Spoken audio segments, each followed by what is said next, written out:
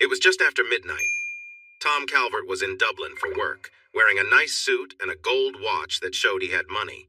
He sat there looking unhappy, even though he tried to smile. The bartender walked over and said, "Last call. We close in 25 minutes." Tom nodded and faked a smile. The bartender then asked, "What's bothering you?" Tom looked at the bartender's name tag that read Patrick and chuckled. The classic Irish name, Patrick. Nothing much, just feeling like my life is a waste. Patrick raised an eyebrow. "What do you mean?" Tom replied, "Just what I said. My whole life feels wasted."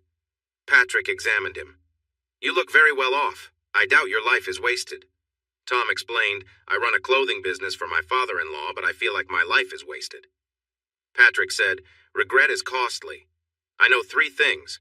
First, I'm a great bartender, and that makes me a good listener. Second, you're wealthy, so I bet you tip well.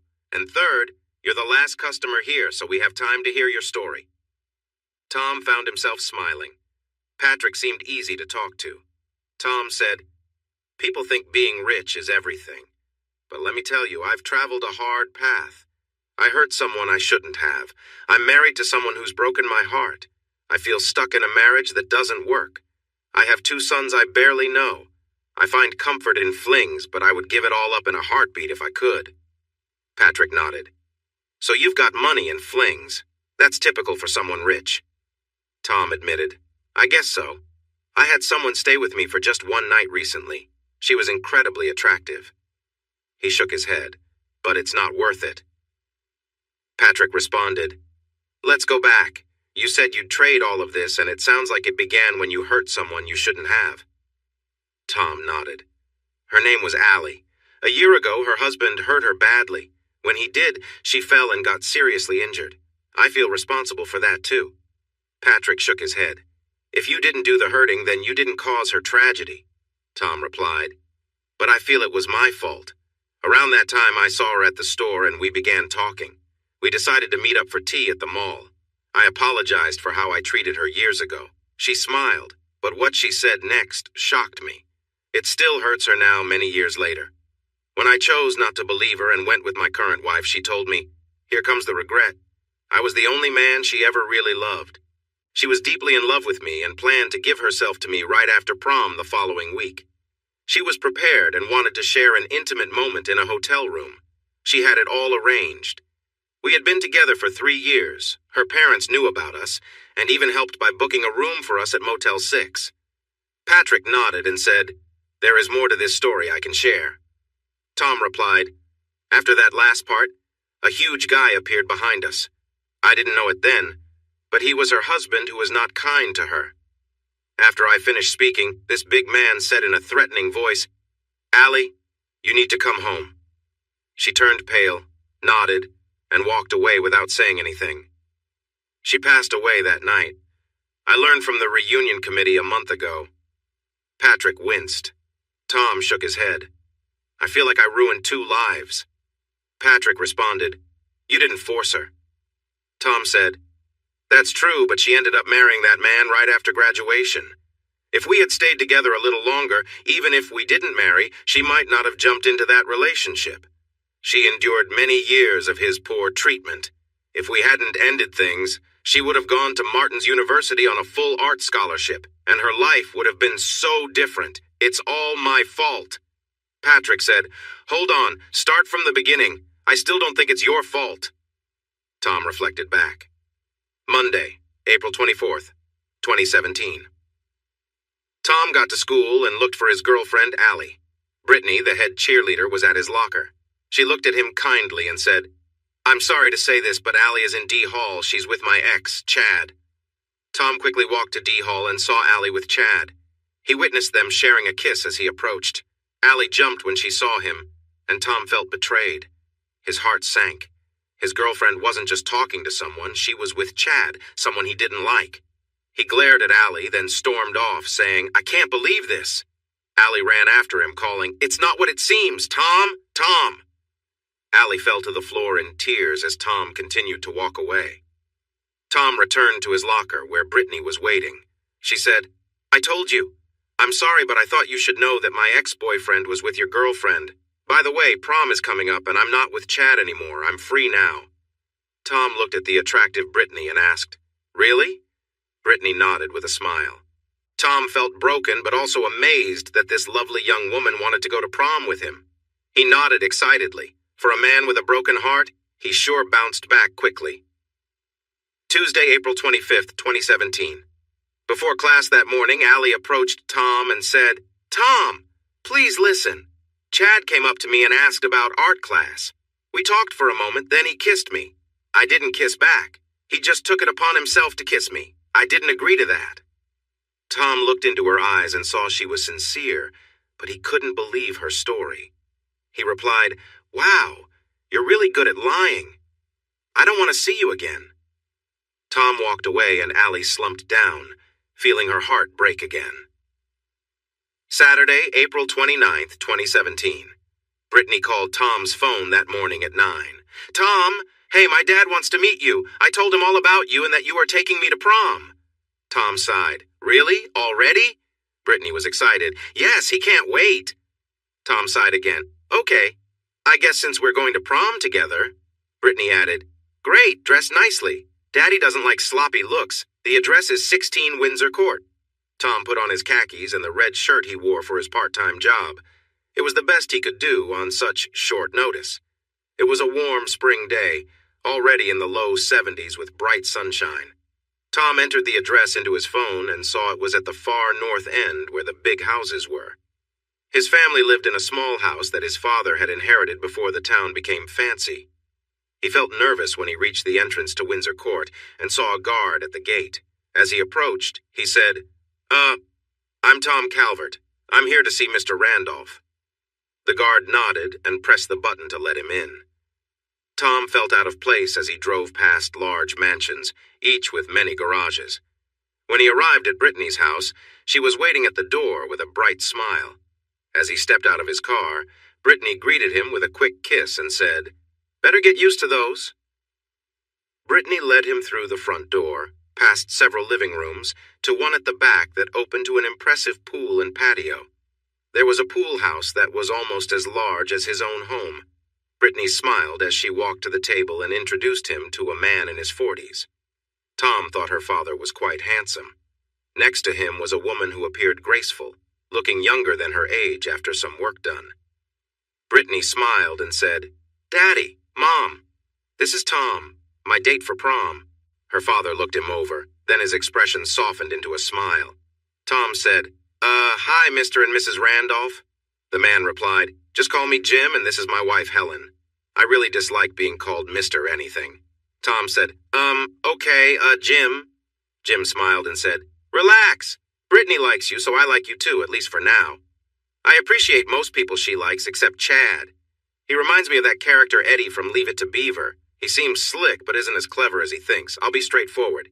What is your class rank? My daughter says you are very smart and hardworking.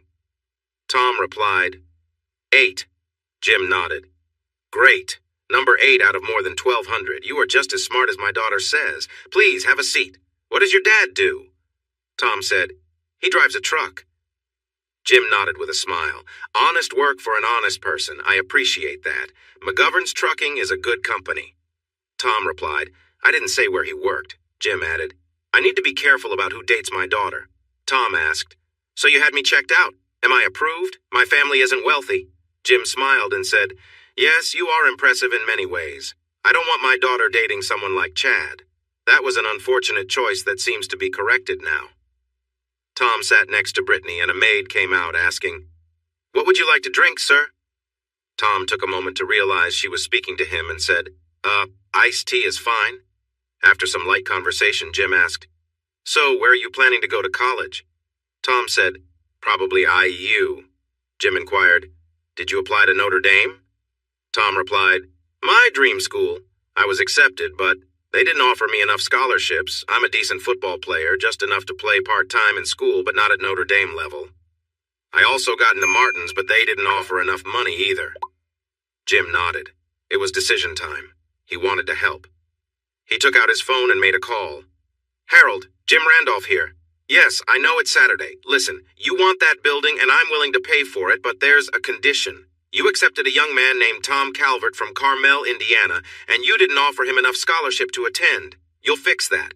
Full ride, including books." There was a pause on the line. Jim added, "I don't care what the usual rules are. Just do it. He has already told me your school is his dream.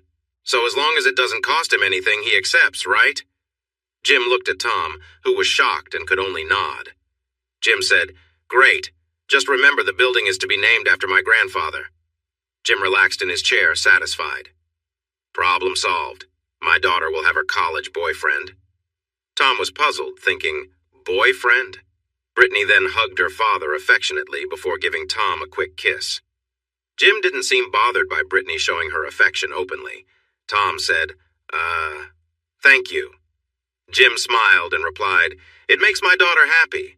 I can see why she admires you. You're bright, attractive, and focused. You don't place in the top 1% of your class by being lazy." Friday, May 5th, 2017. Tom arrived at Brittany's house in a fancy car that someone else had rented for him. He wore a tuxedo that Jim Randolph had bought and fitted for him. When he rang the doorbell, Jim opened the door and greeted him with a cheerful, "Welcome." Tom stepped inside. Jim said, "My daughter and her stylists are finishing her hair and makeup. Please, have a seat." Tom sat down as Jim stood in front of him and handed him a hotel room key. Tom looked at the key, surprised, and asked, "Sir?" Jim sighed and replied, "Come on. We both know you'll be spending time with my daughter after the prom. I'm not naive. I want you to be somewhere comfortable." Tom was momentarily speechless. Jim continued, "You two are young and attractive. It's natural for young people to want to be together." Tom didn't know what to say. Jim went on, "Just so you know, she has experience. Chad was her first boyfriend, but she insists on being with someone she cares about. I've talked to her about being careful and how having too many partners can complicate things in the future." Tom said, "Okay, so the room is for tonight and tomorrow. Please have her back by 1 in the afternoon on Sunday, and remember to respect her. First, being with someone means taking care of her feelings. Second, she should agree to anything you want to do together. And third, being a good man is important. She's safe and ready, so enjoy your time together."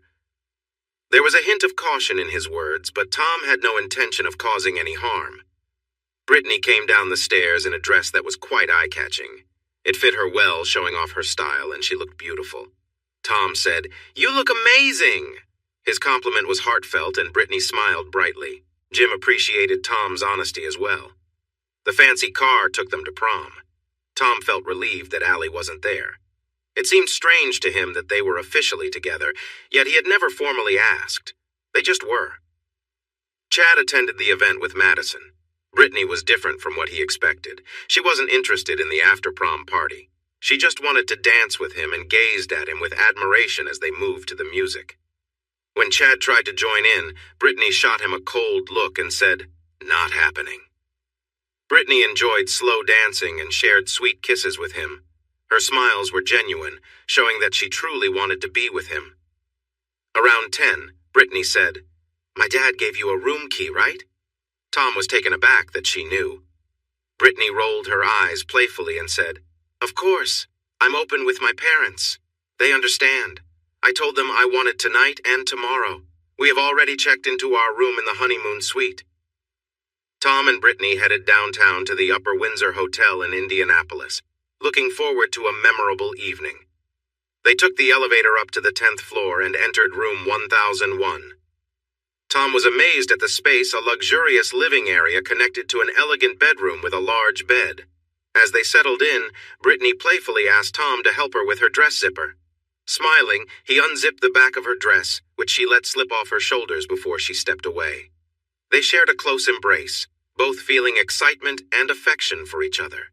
After a moment together, Brittany led Tom to the bed, and they enjoyed a warm, quiet connection, both feeling at ease and happy in each other's company. With soft laughter and gentle words, they made the evening one to remember, simply enjoying being together in a peaceful moment. Later, as they rested, Brittany and Tom reflected on the evening, grateful for the calm and closeness they'd shared. It was a night of joy, leaving both feeling relaxed and connected, looking forward to more moments like these. Brittany was teaching him in a way that made him feel comfortable. After a little while, she encouraged him gently. She guided his head up and smiled. He positioned himself over her, and she helped him find the right spot. He eased in a little, and she guided him, helping him adjust. He was surprised by how it felt. She smiled at him without making fun of him.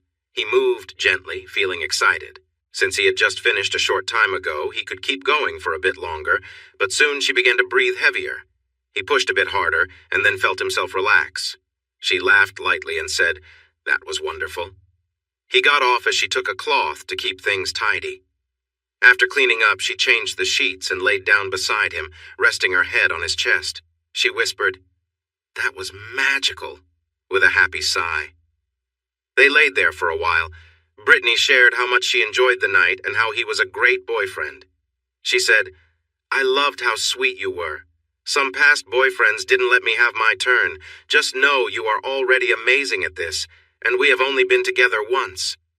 They shared soft kisses and talked openly. Suddenly, there was a knock on the door.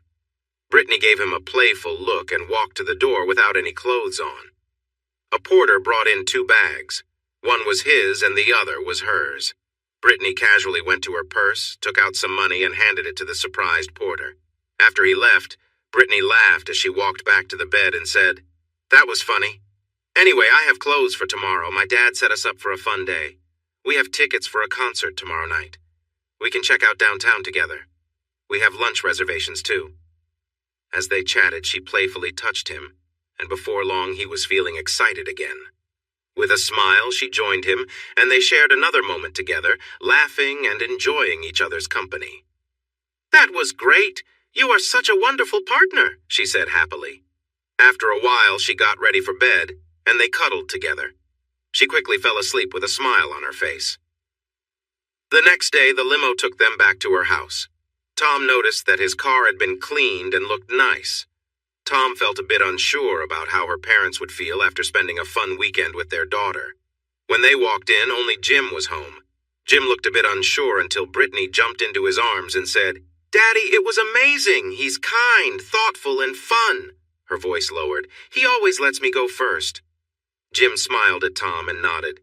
"I knew you were a good guy. Thanks for making my little girl so happy." Brittany then asked, "Where's Mom?" Jim replied a little sharply, "In Paris." Brittany dropped the subject. Tom returned to the moment and said, "Strange, right?" Patrick nodded. "Her parents set this up for you two?" Tom agreed with a nod. Patrick went to the front door, locked it, turned the closed sign, and pulled down the shades. Tom started to get up, but Patrick said, "Wait, what happened next?" Tom replied, "Well, we fell in love quickly. We got married in August, just before college started. Brittany wasn't like many girls. She didn't want a big wedding. It was big by my standards with 200 guests, but for a rich girl, not really. We held it in a small room at the country club her dad belonged to. The student housing at Notre Dame turned out to be married student housing." Friday, August 25th, 2017. Brittany excitedly inserted the key into the lock and opened the door. She stepped into their 3-room apartment and danced around, shouting, "Ours, ours, ours!" She ran up to him and gave him a kiss. Brittany was perfectly fine living in that simple student apartment. On the first day of class, he went to the business building while she headed to the art building. When they both came home that evening, Brittany said, "Sit down because I need to share a few things. First, starting next week, I'll be modeling for my drawing classes. Secondly, I'll be taking part in some art museum events which are different. To keep things clear, we will both be attending." Tom asked, "Modeling means you'll be undressing, right?" Brittany nodded. Tom questioned, "Only in the classroom, right?" Brittany replied, "Not really. You'll have to manage me being alone during class time, but I insisted you be my chaperone for private sessions and museum events." Tom responded, "And if I don't like it?" Brittany said, "Tom, the classroom is just that.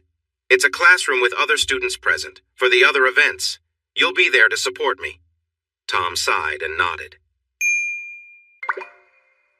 Monday, August 28th, 2017. Tom entered the art building looking for room 108. It was almost 8 o'clock, and he didn't have a class at that hour. He walked in just behind another student. Brittany was there in a robe. She noticed him and rolled her eyes before walking over and saying, "See? Classroom, easels, drawing pads, students, and a teacher?" Tom sighed, and Brittany added, "You're feeling insecure. I hope you can let this go and not cause a scene. I am only yours. Honestly, I am looking forward to posing. I will be by myself, okay?" She stood in front of him with her arms by her sides and said, "If we are good, just take off my robe." Tom sighed, undid the tie, and gently took the robe off his wife.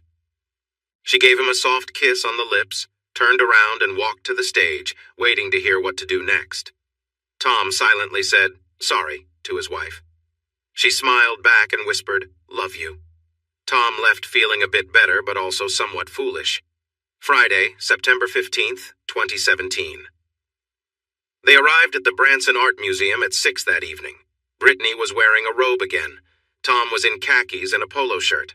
A man approached Brittany and greeted her with a dramatic kiss on the cheek. He said, "Brittany, good to see you. Please take off the robe and join us." Tom immediately disliked the man. Brittany introduced him. "That is Jean Renier. He is the dean of the art school, the director of this museum, and a well-known art expert." Brittany removed her robe and handed it to Tom. She pointed to some hooks nearby and said, "Robe goes here. I am art tonight. I am walking art." Tom said, "Seems like an excuse for attention." An undressed man walked past and Tom felt uncomfortable. Seeing that was not on his list of things to enjoy. Brittany shook her head and said, "He is a professional. He helps run this museum." At 6:30, they gathered for a speech. Jean Renier stood at the podium and said, "Welcome to the Walking Art event. We have many beautiful people showcasing their bodies within our collection. Feel free to explore and enjoy both the walking and displayed art." Most of the night was spent wandering around. Many people complimented Brittany as they moved through the exhibits. The event was set to end at 10 o'clock. At 9:45, Jean Renier approached Tom and Brittany and said, "Thank you for being a part of tonight. It may seem unusual to those outside the art world, but tonight was a huge success." Tom felt Renier was mocking him, but there wasn't much he could do. Renier hadn't crossed any lines, and Brittany had stayed with him all night. As they walked out, Tom said, "He seems untrustworthy. Be careful around him." Brittany replied, "I know. He is clever and tricky. I will keep my distance." Patrick asked, "So you warned her about him?" Tom nodded and said, "The issue is he had plenty of time. She did a lot of modeling, and I was there for the first 4 years of her events. But then she stayed in school for her master's while I started working for her dad. It took 7 years, but he got what he wanted in the end." Patrick said, "But you know, for those 7 years, she was completely faithful. I wouldn't call that time wasted." "You said she loved you and you loved her. Yes, she's not thinking clearly, but you did have almost 7 good years together." Tom nodded but replied, "It was based on a lie." Patrick asked, "What do you mean?" Tom answered, "Now this is the end of my marriage to Brittany." Monday, October 14th, 2024. Tom arrived home to find Brittany sitting on the couch. There was something different about her eyes. Tom looked at her and asked, "What's wrong?" Brittany sighed and said, "Tom, we need to talk." Patrick interrupted, saying, "Uh-oh." Tom nodded. Yes, uh-oh is right. Tom looked at his wife and knew from his business experience that he should stay quiet and listen. Sometimes someone shares too much information. Brittany said, "You need to hear me out. This isn't up for discussion. I've made my decision, and this is how it will be." Tom felt uneasy, knowing this would be a big change that he wouldn't like. Brittany continued, "There's an art show in Las Vegas next weekend, and I'm going," Tom remarked. "You said I, not we." Brittany nodded and said, "I'm going with Jean Renier." Tom responded, "And by with, you mean in the same hotel room?" Brittany confirmed, "I've only been with 2 men, and I feel the need to have more experiences. I love you, but this is just a casual encounter. He's charming, well-connected in my art world, and a well-known expert." Tom realized that "hate it" didn't even begin to cover what he was feeling. Tom said, "First, this is cheating. Second, it's still cheating. And third, cheating leads to divorce."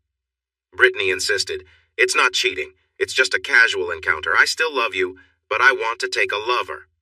Tom replied, any relationship outside our marriage is cheating unless both agree, and I certainly do not agree.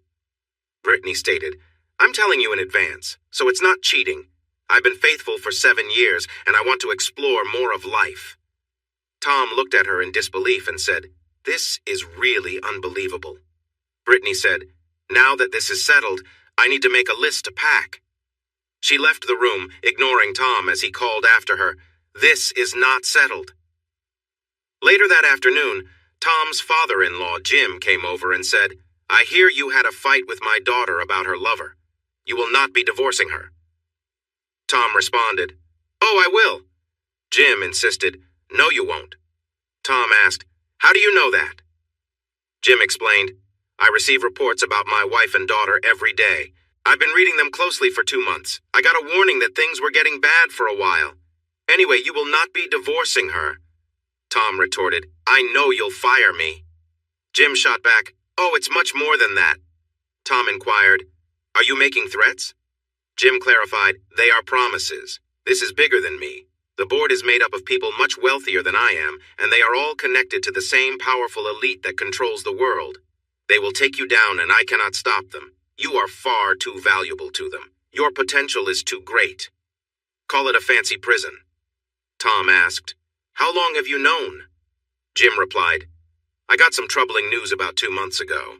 It's my wife's negative influence, no doubt. I think Rainier finally talked her around a month ago based on my reports. I keep an eye on both my wife and daughter. Brittany is tougher than my wife.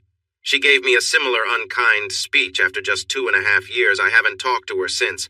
She was at the house the day I met you for only about 3 hours to say hello and then left. I stopped following her reports because it stresses me out. Tom said, I will not be fooled. Jim replied, of course not. Don't be silly. Remember the fashion show last week when you met Jessica, Jenny, and Julie? I made you go because they were there for you. Tom asked, what? Jim explained, I could see trouble coming 2 months ago with the first report and made plans for you when I learned Brittany wanted to bring someone else into the picture. Tom said, she might have already met someone. Jim shook his head. Nope. She's holding off until the trip. I have good information on that. She wants to tell you first. Tom said, so you want me to replace my daughter with someone else to keep me in line? Jim said, essentially, yes, but none of these girls has had more than 3 partners, so I'm not sure random girl is fair. Julie, who is 21, has 3. Jenny, who is 20, has 2, and Jessica, who is 19, has 2. All but one were in relationships. Julie had a brief encounter with a football player. If you try to leave, they could make things very difficult for you. Your skills are too valuable. By the time you're 30, you'll be on many boards of directors. Jim continued, pick one. Being alone and unhappy, or being with someone who truly finds you attractive. You're good-looking and wealthy. That's hard to resist. All 3 girls like you. I sense you like Jessica the most, since you talk to her the most. They'd all want to be your first partner. Jim sighed a little and said, I'll let you think it over. I know I've added more to your full plate. Thursday, October 24th, 2024. Brittany turned over in bed and said, just one more? She reached for him playfully. Patrick interrupted and asked, you said no, right? Tom replied, not at all. I was with her. Twice. That was the last time I was close to her. Patrick asked, so what happened next? Friday, October 25th, 2024. Tom woke up early while Brittany was getting ready for her trip. Tom had taken the day off work to try to convince Brittany not to leave. He told his boss it was for personal reasons. Tom said, this is wrong and we will get a divorce. Brittany replied, it's just something physical and I still love you. I'll see you in 2 weeks to plan for the holidays. They went back and forth about the same things many times until Brittany stood up and grabbed her bag. Tom said, this is your last chance, Brittany. Brittany answered, you won't divorce me. You're mine forever. I wanted you and I got you. I planned it that way from the start. Brittany hesitated and Tom noticed. Tom asked, you planned it from the start? Brittany sighed and said, well, you should know. After I broke up with Chad, I wanted you. I even paid him to kiss Allie and she had no idea. Tom had to catch his breath. Allie had been truthful that day. Everything had been a setup, and it shattered Tom's world. Tom said, "You never really loved me." Brittany shook her head. "I loved you the day you said yes to the prom. That weekend in the hotel, I was totally in love with you. I still love you, but I just need more now. I will love you forever. I just need more." Brittany asked, "Can I have a goodbye kiss?" Tom looked at her in disbelief and then shook his head. His whole life had been based on a lie. Allie was innocent, and he hurt her, leading to regret that weighed heavily on him. Brittany shrugged and walked out the door, getting into a limousine. An hour later, Tom's mind filled with awful thoughts about what she might be doing with Rainier. It consumed him all day, making him wonder if she had changed her mind. At 6:09 in the evening, Tom received a text from his father-in-law, Jim. "I'm sure you're having the same worries I had when my wife cheated on me. You're probably wondering if she went through with it and when. It ate me up inside for a year because I was alone. I know you don't want my help, but I'll support you as best as I can. I have updates from their trip that will help ease your mind, though the feeling of betrayal will linger. The limo picked them up this morning at 9:09 a.m. They quickly started kissing. There were some close moments in the limo. The private jet took off at 10:26 a.m. They were close at 10:45 a.m. He doesn't have anything special. They were together 4 times on the plane. She had 3 good experiences, but they weren't amazing, just a bit different since he relates more to her art. You don't owe my daughter anything now. Let me say it again. You owe Brittany nothing." At 6:30, the doorbell rang. Jessica showed up with a McDonald's bag, 2 large vanilla milkshakes, and a bright smile. Patrick said, "So, you stood your ground?" Tom shook his head and replied, "No, Jessica and I were together for 6 years. I cared for her but couldn't give her the marriage and family she wanted. We were really just best friends until she decided we needed to end things so she could look for a husband to start a family. She met someone 3 months later and got married a year after that. I let her go. She did the right thing by breaking up with me before dating again. Her husband is a nice guy and a plumber. When he wanted to start his own business, I helped him get the tools he needed at a very low price.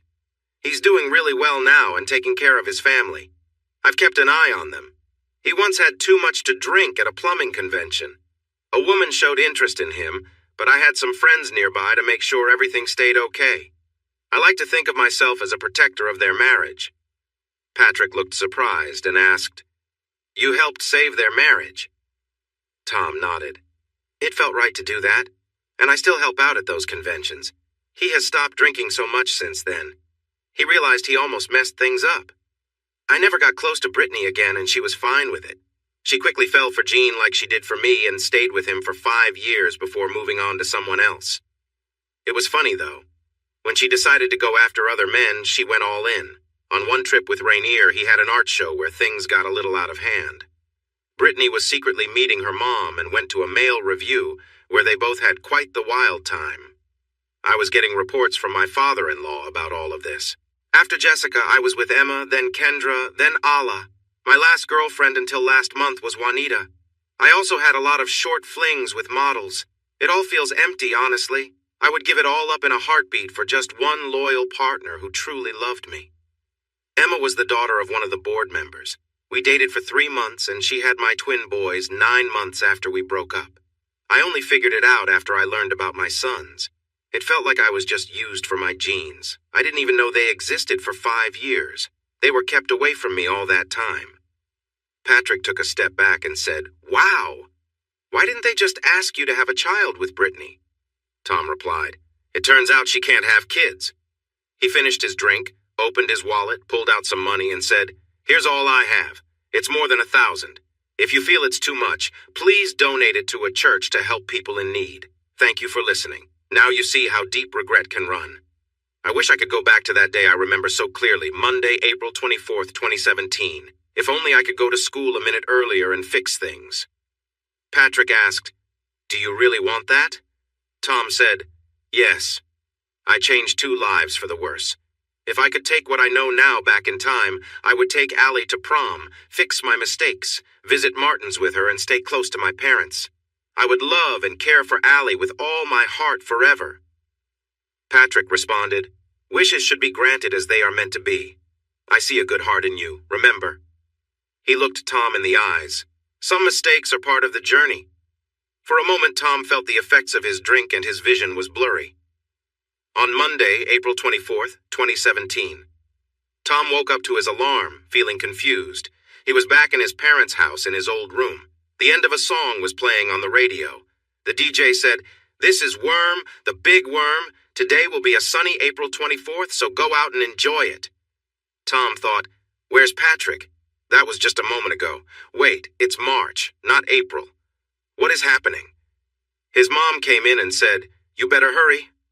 Tom looked around and noticed he was in his childhood room. He glanced at his hand. His skin looked younger than he remembered. He got up and headed to the bathroom. His 18-year-old face stared back at him. He couldn't believe it. It was 2017, and he was back at his parents' house. Was his life with Brittany just a dream? Tom chose not to think about it. He was in a hurry. He dashed out of the house shouting, "Can't eat, Mom, bye!" He hurried to school, taking one hallway to reach another just in time to see Brittany talking to Chad, who seemed to take some money before heading down the hall. Tom ran a longer way just to see what was really happening from a different angle. He heard Chad chatting with Allie. She didn't look interested. Chad leaned in to kiss her and Allie pushed him away, but he pulled her back. Tom rushed up behind Chad and shouted, "That's my girl!" He shoved Chad aside and gave him a push to the shoulder. Chad stumbled back, but didn't retaliate. Allie defended herself. "He just grabbed me. I didn't kiss back. Tom quickly lifted Allie into his arms and said, "I believe you. I believe you. I care about you, Allie. I believe you." The weight of his guilt lifted away like morning fog under the sun. Allie kissed him gently, then rested her head on his chest and said, "Tom, I love you too." In his arms, Allie felt just right, and he kissed her again. She melted against him. Tom thought, "She kisses so differently than Brittany and others. Wait, what?" He wondered what was happening and decided that having Allie in his arms was everything he had ever wanted. Epilogue. Brittany went to prom with Brock Peterson. Tom disliked Brock but realized he fit the scene he was about to join. They married that summer because her father wanted it. They started fighting and being unfaithful within a year. As for Tom and Allie. Tom looked at Allie, who was staring at him with concern. She asked, "Are you okay?" Tom twirled her in his arms. The girl he held loved him, and he loved her. Tom smiled. "I am better than okay. I want to love you for the rest of my life." Allie jumped with excitement. "Yes, yes, yes!"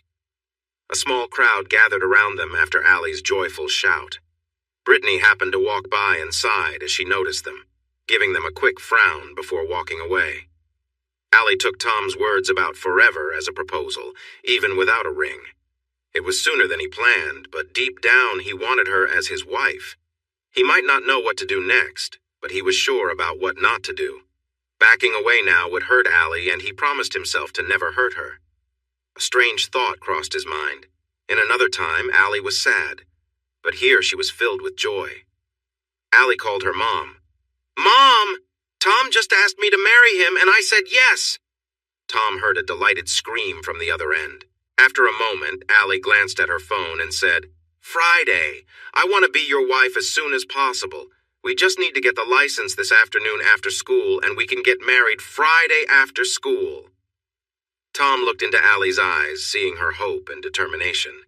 He agreed. "Let's make it happen. We can stop at Walmart afterward for a ring." Allie smiled at him and said, "I love you, Tom." Tom called his parents, who were supportive but a bit cautious. They could see he was serious. They liked Allie and backed his choice. Allie looked at him and said, "Can we go to Martin's University? It's my dream, and you were accepted." Tom replied, "I know." He felt nervous because he didn't know how to pay for it, and the loans would be huge. She was gentle and kind, but had him completely under her charm, which made him feel strong. Allie squealed with joy. "Oh, Tom, I am the happiest woman in the world right now." The happiness in her eyes warmed his heart. After school, both sets of parents met them at the courthouse with the important documents. Tom's mother, Anne, and Allie's mom, Sandra, were both emotional as they entered the building together. Tom's father, Hank, and Allie's father, Chuck, patted him on the back and told him that, although they were probably young, Allie was a wonderful choice, and they made a great couple who never argued. It was clear that Allie fit perfectly into his life. They quickly got their marriage license, which was a relief. Afterward, they went to Walmart to look at rings in the jewelry section. The families gathered around as Tom examined different options. One diamond ring cost almost $600, and he felt nervous about the price. Allie noticed another ring and said, "That one." Tom looked at it. It was silver with a synthetic white sapphire in the center, framed by tiny synthetic ruby pieces. It was only $90. Tom commented, "I can get you a real diamond." Allie shook her head and replied, "Tom, the ring means a lot because it's from you. I just want to wear your ring. It doesn't matter what the stone is. I'll wear it proudly no matter its value. What I really want is to be Mrs. Calvert. Nothing else matters. If we didn't have to wait 3 days, I would marry you right now." Tom hesitated. "But you deserve a real—" She gently placed her finger on his lips and said, "What I deserve is to be your wife.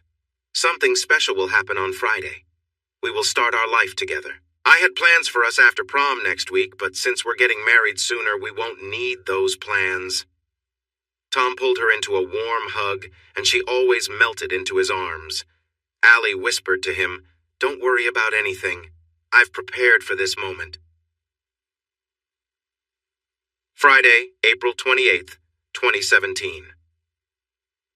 It felt strange to go to school knowing he was getting married that day. It was tough to focus on his lessons, but he was determined to keep his grades up.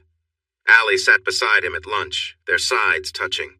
She smiled and said, "I love you," many times, and he happily replied the same. Allie felt a deep sense of peace and happiness, grateful for the life she now had. Memories of harder times surfaced briefly, but today was a day of joy, and she pushed them aside. After school, she joined Tom for their quiet wedding at the courthouse. Dressed in a simple white floral dress, she stood before the judge with their parents as witnesses. It was a short ceremony, just how Allie wanted it, with only the closest people by their side. At 4:30, Judge Calvin Washington declared them husband and wife. Tom wore a plain silver band, and Allie's silver ring sparkled beside her sapphire engagement ring. Afterward, their parents brought them to Allie's house. As they entered, they noticed a congratulations balloon waiting in the cozy living room. Her small house was decorated with care, with more balloons by her bedroom door. One read "Love," and another, "Wedding Day." Her room had been tidied up with fresh linens, adding a special touch to the day. A light-hearted note from her family suggested ways to keep the room clean, which made her smile. Allie, still wearing her summer dress, looked at Tom with a playful glint in her eye. She felt at ease, and together they laughed, sharing a warm embrace. They talked quietly, savoring the special moments they'd created that day. As they sat close together, they shared quiet words of love and joy, grateful for each other and the simple, heartfelt moments that made this day memorable. He stood by her door but was a bit too eager. She held his hand gently and guided him, softly saying, "Take your time." It was a new experience for both of them, and soon she felt a wave of pleasure. He barely moved when he felt his moment come too soon. Feeling embarrassed about how quick it was, he pulled back. Allie wrapped her arms around him and said, "That was great. I love you so much." He replied, feeling down, "But it was just 10 seconds. She smiled brightly and said, "That's double what I thought. Tom, we were both new at this. I just shared this special moment with the person I love, and it makes me so happy." Allie danced a little on the bed, her joy evident. She then lay down, cleaned up a bit, and turned to him with a smile. He quickly found his excitement again, and she welcomed him back for another try. This time he managed to last longer, and they both shared a sweet moment together. After a third attempt, she enjoyed another wave of happiness, but he wasn't quite ready yet. At 6:30, they heard a voice from outside. "Dinner is ready." They got dressed and went out. Tom's father opened the door of their old SUV for them. They sat in the back as they drove to a restaurant where they had steak and potatoes. Both sets of parents helped pay, and Tom appreciated it, knowing it was a stretch for them. Tom's father raised his glass for a toast, saying, "To my son and his lovely partner. Allie, you are now like a daughter to me and my wife. We may not have much, but young love can thrive. I married your mom when I was really young and don't regret a moment. You'll need to work at it, but if you truly love each other, it can be wonderful." Allie's father stood and said, "Tom, you are now part of our family too. You will live under my roof until college." Chuck joined in with a chuckle, saying, "My roof is pretty small. And speaking of young parents, I was even younger when Allie was born. It was a tough start, but I don't regret it. I've been happier since I married her. Remember, it takes work, but true love can make it last." Dinner was a joyous time, bringing the two families together. They made it clear that Tom and Allie were now part of their family. They returned home at 8 o'clock. Allie hugged her parents and said, "We're going to my room for the evening. Good night." She took Tom into her room and closed the door behind them. After another cozy moment together, she lay on him, feeling tired and happy. She smiled and said, "I feel so joyful right now." Tom wrapped his arms around her and replied, "I feel the same way." Thoughts of the past came to Tom's mind briefly, reminding him to ensure Allie had the happy life she deserved. Tom and Allie were cuddling comfortably when he heard a soft sound. A moment later, he was sure he heard it again. The soft sounds continued. Allie chuckled, explaining that her mom, Sandra, was not shy when having fun with her husband. Tom asked, "Doesn't that bother you?" Allie shook her head. "Not at all. My parents still love each other a lot. It happens almost every night when he is home, so I'm used to it. When I was little, I walked in on them many times.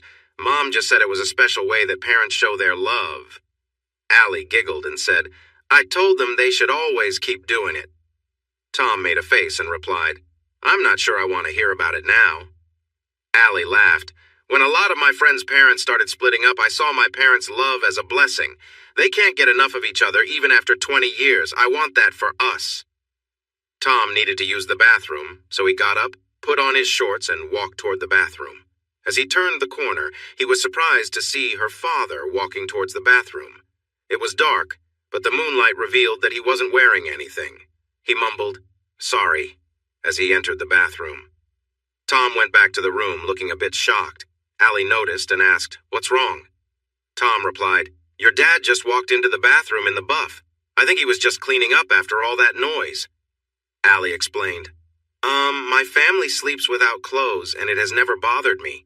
For as long as I can remember, it was normal. If I need to go, I just go. With one bathroom, you just do what you need and then get back to bed." She continued, "I've seen my parents without clothes many times and they have seen me. It's not a big deal, it's just life. Speaking of which, I need to go too." She walked out casually as her father came out and said, "Good night, Dad." A couple of minutes later, she returned and said, "Your turn now." After Tom came back to their room, he remarked, "You seem so relaxed about this, but at school you dress very differently." Allie explained, "I always knew my parents slept without clothes, just like I do. It's comfortable and feels natural. We're not strict about it, but nobody makes a fuss. I've gone to the kitchen for breakfast without a care, and nobody minds. School is just a different setting with different rules." Tom replied, "At my home, we were quite the opposite. You were always dressed unless you were in your bedroom or bathroom with the door closed." Allie shrugged and said, "We are just different, I guess." Saturday, April 30th, 2017. Tom woke up, got dressed, and walked out into the living room, which was open to the kitchen. Tom found it hard to look Chuck in the eye. Chuck said, "Sorry." Sandra stepped in to ease the tension and said, "No, he isn't. Tom, we are not very formal about clothing at home. We have all slept without clothes since we became a family. Allie has grown up this way. We care for you like the son we never had. But we are not changing how we live." Allie came out of her room into the kitchen, gave her father a quick kiss on the cheek, and said, "Good morning, Daddy." Allie was not wearing much, but neither of her parents seemed to mind. Tom was surprised and asked, Did you forget to get dressed?" Allie shook her head. "Everyone here knows me well. It's just a body, and I'm not in front of anyone who hasn't seen me before." Allie went to the toaster, put in 2 pieces of bread, and waited for them to finish.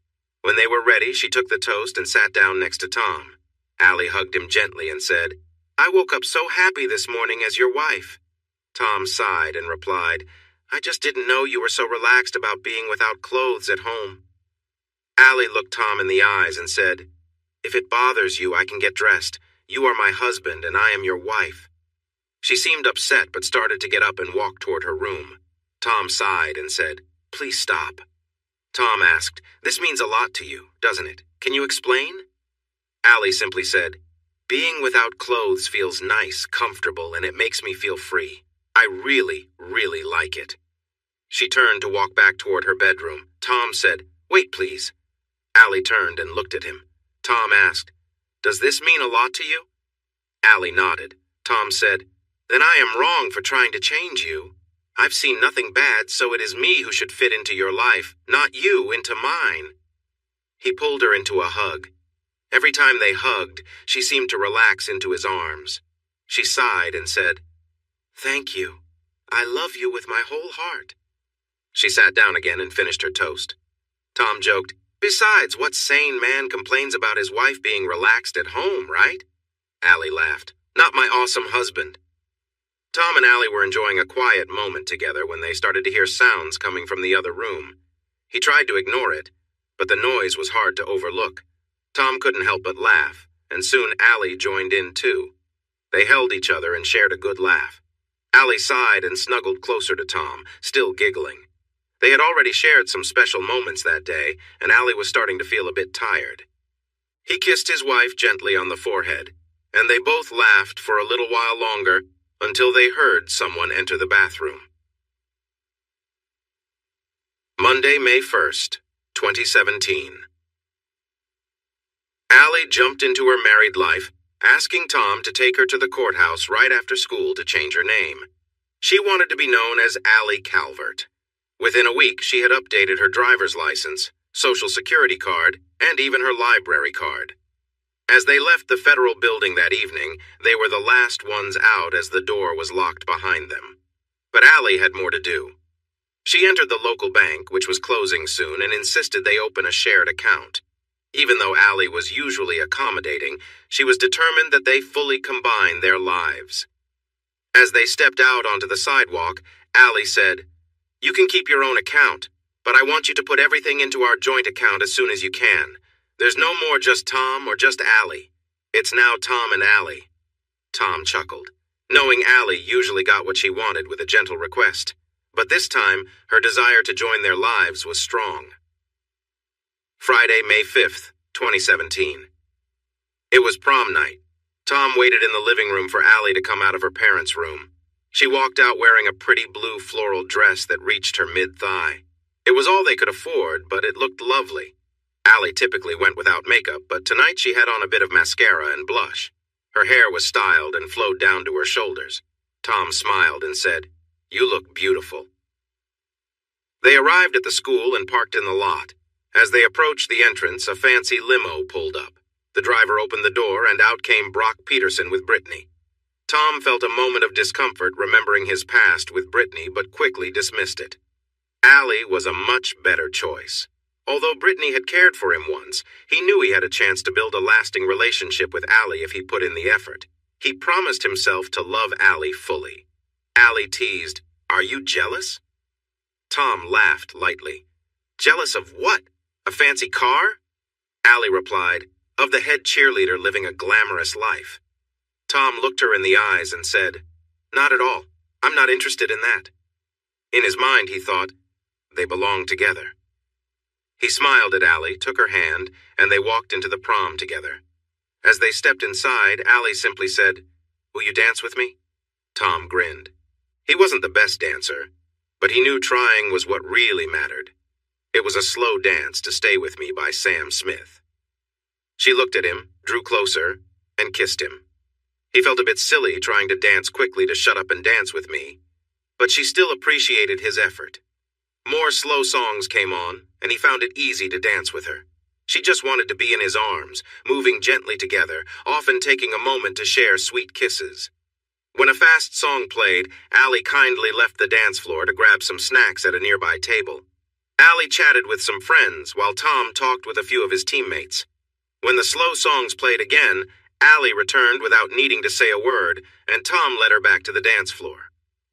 As the night ended around 10, they were leaving when Emily, the co-captain of the cheer team, approached them. "Hey, you two, there's an after-prom party at Lake Nalshoni." Allie surprisingly asked, "Can we go?" Tom nodded and quickly sent a text to her parents to let them know they would be out late. He received a message reminding him to be careful about drinking and driving. He replied that he wouldn't drink. 20 minutes later, they arrived at Lake Nalshoni. The lake was really an old quarry that had filled with water and was mostly dug into the hillside. It had been left alone for years and was a known spot for people to gather. In the center, a bonfire crackled, surrounded by a cleared area, and there was a stack of tires holding pallets. One pallet had a keg, and another had a punch bowl. Someone had brought a radio that played upbeat music. Jerry, another teammate, called Tom over while Allie joined her friends. About an hour later, Tom was with some friends from the football team when Allie came over with Emily and a few other girls from their senior class. Allie had a cup in her hand and looked a bit unsteady. Allie called out, "Hey Tom, look at me." She seemed to be having a good time. The girls playfully danced around the fire. A few moments later, Allie teased him, saying, "Catch my dress." She tossed it, but it accidentally fell into the fire. Allie laughed, saying, "Oops." She giggled and continued to dance. One of the guys jokingly said, "Wow, look at that." Tom replied, Yeah." The guy continued, "Aren't you jealous?" Tom paused for a moment and said, "Not unless you do something." The guy grinned, "And what if I do?" Tom looked at him and said, "Then I'd have to step in." The guy laughed, but Tom remained serious. Tom tried to lighten the mood and said, "Just enjoy the party." The girls continued dancing joyfully in the glow of the fire. At the party, Allie was clearly affected by the drinks that had been spiked without her knowing. About 20 minutes in, she began to stumble near the campfire, almost losing her balance, but Tom quickly stepped in to steady her. Looking up at him with blurry eyes, she giggled, "Hi, Tom. I think I might have had a bit too much to drink." Tom chuckled, guiding her to sit down. "Yeah, it seems like it. Let's take it easy." Allie, still a bit dazed, looked around and mumbled about feeling good and being carefree. She was clearly enjoying herself, though a bit more uninhibited than usual. After some time, Tom decided it was best to take her home, as the night was wearing on. Gently helping her to her feet, he supported her as they walked to his car. By the time they reached her house, it was close to 1 in the morning. Her parents met them at the door, visibly surprised to see her state. Tom explained, "She didn't realize the punch was spiked. She's just a bit tipsy and needs some rest." Her dad thanked him, grateful Tom had brought her home safely. Tom managed to get Allie to her room where she sighed, smiling tiredly, expressing her happiness and relief to be home. Soon after, the night's festivities caught up with her, and she got a bit sick. Tom patiently helped her to the bathroom, where he did his best to clean up. Ensuring she was comfortable, he left her to rest, and the evening came to a close with everyone safe and sound. The shower was big and built onto the side of the house, sticking out a bit. It was placed far enough back that there were only 2 small walls around the bathroom, but it didn't really give privacy from the toilet. Tom was helping his wife out of the shower when someone banged on the door. Sandra called out, "Hurry up, I need to use the toilet." While he was trying to help his wife brush her teeth, Tom cracked the door open to say, "Just a minute." But Sandra wouldn't wait and came in saying, "I really need to clean up." Tom was surprised. Sandra was in the shower without clothes, holding a paper towel. She was a pretty 34-year-old with medium brown hair and a kind face with light freckles. Tom thought she looked attractive, even with a bit of age showing. Allie piped up, "Look, my mom is not wearing any clothes. She, still looks nice." Tom couldn't cover himself since he had to support his wife. Allie balanced a bit and said, "Hey, we are all without clothes. It's fine." Sandra threw the paper towel in the trash, moved the wet towels from the toilet lid, and opened the toilet. She stood there while saying, "I really need to go." Tom quickly tried to help his wife out, but Sandra was already sitting down before he could fully get away. He managed to pull back enough, but he could still hear her in the bathroom. A few minutes later, when Sandra came out, she said, "Sorry, Tom, we are all living in a small house, and there is no real privacy in the bathroom. The only place you can have some privacy is in the bedroom with the door closed. We use the toilet while someone showers. It's just how we live. No one is bothered by it, and I can't stand quick showers, so you can come in while I shower. We've all seen each other anyway." She smiled and joked. "By the way, my daughter is lucky to have you." Sandra winked and kissed Tom on the cheek, then laughed as she walked back to her bedroom. Tom helped his wife back to the bathroom, brushed her teeth for her, then carried her to their room and tucked her into bed. He kissed her goodnight, took off his clothes, and climbed in beside her. Even in her sleepy state, she moved closer and cuddled against him. Saturday, May 6th, 2017. Tom woke up to his phone buzzing. It buzzed more, then kept going. Allie's phone started ringing at the same time. Tom finally let go of his wife's arm, looked at his phone, and exclaimed, "Oh no!" Allie groaned, "I feel terrible." Tom replied, "That's a hangover. The punch you drank was definitely spiked." He quickly put on some shorts and headed to the kitchen. Her parents were there, looking worried. Her mom asked, "How is she feeling?" Tom grimaced. "Not as bad as she will." Suddenly they heard a scream from her bedroom. Tom added, "I didn't think of it before, but there are pictures and videos from last night. It all started as a dare near the punch bowl and got out of hand." Both of her parents looked shocked. Tom continued, "There are quite a few too." Allie then entered the kitchen looking upset and said, "Tom, I'm so sorry. Please don't be mad at me." Tom shook his head and reassured her, "I'm not angry. Nobody crossed my lines, and that's what matters." Allie sniffled, "Are you really not mad? Everyone saw me even when I fell." Tom handed her some aspirin and water. "We're fine. You might just have a few embarrassing moments coming up." Allie blushed, but an awkward silence followed. Tom had a realization and asked, "You enjoyed it, didn't you? Being naked in front of everyone. It was just a fun moment, but you felt a thrill, right? Be honest, because I can tell." Allie turned red and quietly admitted, Yes, and I don't want to wear anything. You said you liked me this way. I like it too." Tom laughed. "I won't complain. Just remember to keep your personal space and no kissing anyone else besides me." Allie sighed. "It's embarrassing. They will tease me on Monday." Tom hugged her and said, "You look great." Tom looked at his phone and saw over 500 pictures and 48 videos. Allie leaned against him, trying to ease her headache. Tom smiled at her. "Really, we're fine. In fact, I'm saving all the pictures and videos. You look amazing." Allie winced and said, "Monday is going to be interesting." Monday, May 8th, 2017. Interesting was an understatement. Tom stayed by Allie's side as much as he could to show there were no hard feelings, but the other students giggled and the boys couldn't help but stare. The only friends she felt comfortable with were the other girls who had also joined in. One couple, Alicia and John, ended their relationship. The laughs kept going throughout the day, and Allie felt really down. Things improved after school. As they walked inside, Allie answered her phone next to Tom, excitement growing. She shared that they were invited with Emily and her ex-boyfriend Bryce to the best club in North Indianapolis, the Barnstable Club. She had won 4 tickets. Tuesday, May 9th, 2017. Tuesday felt a lot like Monday, filled with giggles and quiet teasing. After the 4th period, there was a meeting in the auditorium for all the seniors about graduation. Allie sat next to Tom, leaning against him, trying to hide her tears. Tom was fed up. He lifted Allie into his arms, carried her to the front, and took the microphone. Tom said firmly, "We all know what happened, and I want to say this clearly. I am proud to have such a wonderful wife as Allie. We are not breaking up, and I'm not even upset. In fact, I find her incredibly beautiful. I am angry at anyone who is laughing at her and making her feel bad. She didn't know the punch was mixed. She thought it was a good choice. This is a learning experience.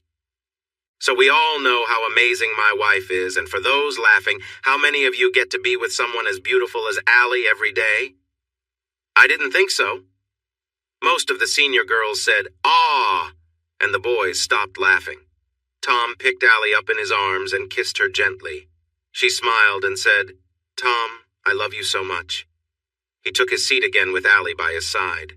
She snuggled closer to him because he had just told all those people that she was his. She felt safe, and it was a great feeling. Friday, May 12th, 2017, Tom dressed in his best pants and a nice shirt for graduation. He chatted with Allie's parents while he waited for her to get ready. When Allie came out, Tom smiled and said, "You look amazing." Allie wore her graduation dress, which was also perfect for a party. It was black and had a nice neckline with 2 straps over her shoulders. She planned to wear her graduation gown over it for most of the ceremony, only revealing the dress for a bit after everyone had received their diplomas. The dress was a bit short, and when she turned around, it showed more than usual. Sandra saw the dress and giggled, while Chuck simply said, "Have a good night, kids." Tom opened the door for his wife. As she got in, she adjusted her dress and sat down. Tom laughed and said, "This is going to be tricky driving like that." Allie giggled back, "Oh, I know." They arrived at the Barnstable Club at 7 that evening. The Barnstable Club was a private dance club that only let in those who met its standards. There was a door next to them with another guard who had a sign that said, "Ticket holders." Tom looked at their tickets, which were not like regular ones. They were made of plastic and said one-day membership instead of admission. The guard scanned the tickets with a special device and it turned green. He pointed to the ticket and said, "Table 10. They entered the club. Tom and Allie were both good-looking, but most people there looked like models. They looked around. Tom found their table and they sat beside each other. Allie let out a happy sigh as she enjoyed the lively atmosphere of the trendy club. Emily arrived with her date, Bryce, 10 minutes later. He was her recent ex. They had decided to break up since they were going to different colleges and wanted to enjoy their summer without any complications. He was wearing smart pants and a button-down shirt, just like Tom. Emily had on a blue dress that came down to her mid-thigh. A slow song began to play, and Allie gave Tom a hopeful look. Tom knew exactly what she wanted before she even asked. She was always able to express her wishes so easily. Allie was very sweet and usually got her way with a simple request and a soft gesture. They danced to 2 slow songs. Allie lifted her dress a bit after seeing another woman do the same. She playfully guided Tom's hands to her waist and smiled. No one seemed to mind. Emily laughed when Tom and Allie returned to the table and said, "I can't believe you danced like that." Allie replied, "I've changed a lot since that night we did that fun thing after prom. I enjoy it and Tom is fine with it as long as we agree on some rules. Basically, I can't touch a man where he's covered by a swimsuit, and he can't touch me in places covered by a bikini. It's a good rule." Emily nodded and then gasped, pointing at a table 5 away. "Look, that's Tyler Jensen. He plays for the Colts." He was tall and fit, looking like someone from a magazine. He was definitely more attractive than most men there. He noticed Emily looking and then turned his gaze to Allie.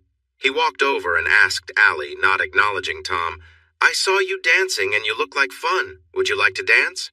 Allie smiled brightly and said, "Oh, no, thank you." Tyler was surprised and asked, "No?" Allie replied, "No." Tyler said, "It's just a dance." Allie explained, "Any girl who dances with you runs the risk of getting involved with you later. We both know that." "I am married, and the best way to prevent an affair is to have boundaries." Tyler said, "Your husband must feel really unsure of himself." Allie laughed. "That won't work on me. Or my husband." Tom smiled at Allie and gave her a side hug. He chuckled and said, "I'm completely straight, but if I were single, I might consider it for you." Everyone at the table laughed, except for Tyler, who felt insulted and angry. He walked away, shaking his head, which was unusual for him. Tom kissed Allie's cheek and said, "I know that wasn't easy. Thank you." Allie responded, "It wasn't as hard as you think. My first thought was yes, but I know I could never be unfaithful to you. I don't want to lose you." She smiled, took his hand, and squeezed it. She kissed him and said, "My grandma told me that a good man saves the best part of his heart for one loyal woman. I know I hold that special place in your heart, Tom. I will never give that up for anyone or anything. If I did, I know I could never get it back." Tom melted at her words. Emily said, "Oh." Allie observed Tyler closely. He looked around the room for a while, sipping his drink and sometimes giving Allie a hard look. Allie said, "Watch Tyler, he's trying again." She gestured for everyone to see as Tyler approached a table where a woman in her 30s sat wearing a red dress. She was next to a man, likely her husband, judging by the rings on her finger. They were with another married couple of the same age. The other woman wore a white dress with a deep neckline. The woman in the red dress was attractive and wore a dress that showed off her legs. Tyler approached her and asked to dance. Without hesitation, she stood up, and they danced well together. The first fast song didn't allow for much contact. The next song was slow, giving Tyler a chance to get closer without alarming her husband. As the next slow song played, her husband looked uncomfortable. The woman gazed into Tyler's eyes, caught up in the moment. He whispered something in her ear. She smiled, but didn't say anything. Allie told her group, "You are watching a relationship struggle." The woman returned to her table and sat for a few minutes. At first, they seemed to be arguing, but soon they appeared to be getting along better. Allie noticed the woman spilled some water on herself, then stood up to dry off. Her friend in the white dress followed her. Allie said, "I need to use the restroom." She stood up and walked toward the restrooms. Allie was about 30 seconds behind the women. The woman in the red dress spoke with the woman in the white dress, who nodded and went back to the table. Allie noticed a marriage coming to an end, and then thought for a moment before coming up with a plan. She walked past the woman and visibly shook her head, saying, "Yikes." The woman stopped and asked, "What's the matter with you?" Allie replied, "I'm feeling sad. I'm watching a marriage fall apart." The woman said, "I don't know what you mean."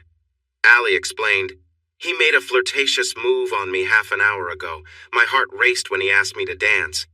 I know what you might be thinking. I was just wise enough not to get up at all." The woman said, "It's just a casual thing." Allie nodded. "And it can hurt a man who seems to really care for you. How long has it been?" The woman answered, 10 years. This is a big opportunity." Allie pointed to her rings and said, "The rings on my finger aren't worth much. The main stone is just a sapphire. We don't have much and we're young. Right now you are richer than me with your money and a husband who seems to love you, but by tomorrow morning I will feel richer than you." The woman objected. "But," Allie shrugged and said, "I can't stop you. My grandma taught me that every man with a good heart has a special place reserved for a woman in his life. It's meant for his wife. All he asks for is love and loyalty. If you go home with Tyler, you will lose that special place in his heart. And even if things get better later, you might never get back to it. You could end up just being a close friend, and there's a good chance he might leave you. You would be hurting him in the last 10 years you've had together." The woman insisted, "But it's just a casual thing." Allie shook her head. "You know that isn't true. You're trying to convince yourself of a lie. If you go with Tyler, there's a good chance you'll never get back into his heart." Allie shrugged again, saying, "It's your choice. Tomorrow morning I will wake up to my husband who will tell me he loves me, and I will see that love in his eyes. I own his heart. It belongs to me. Tomorrow you will look into your husband's eyes after what you did and see that love is gone. All you will have is one night that feels amazing.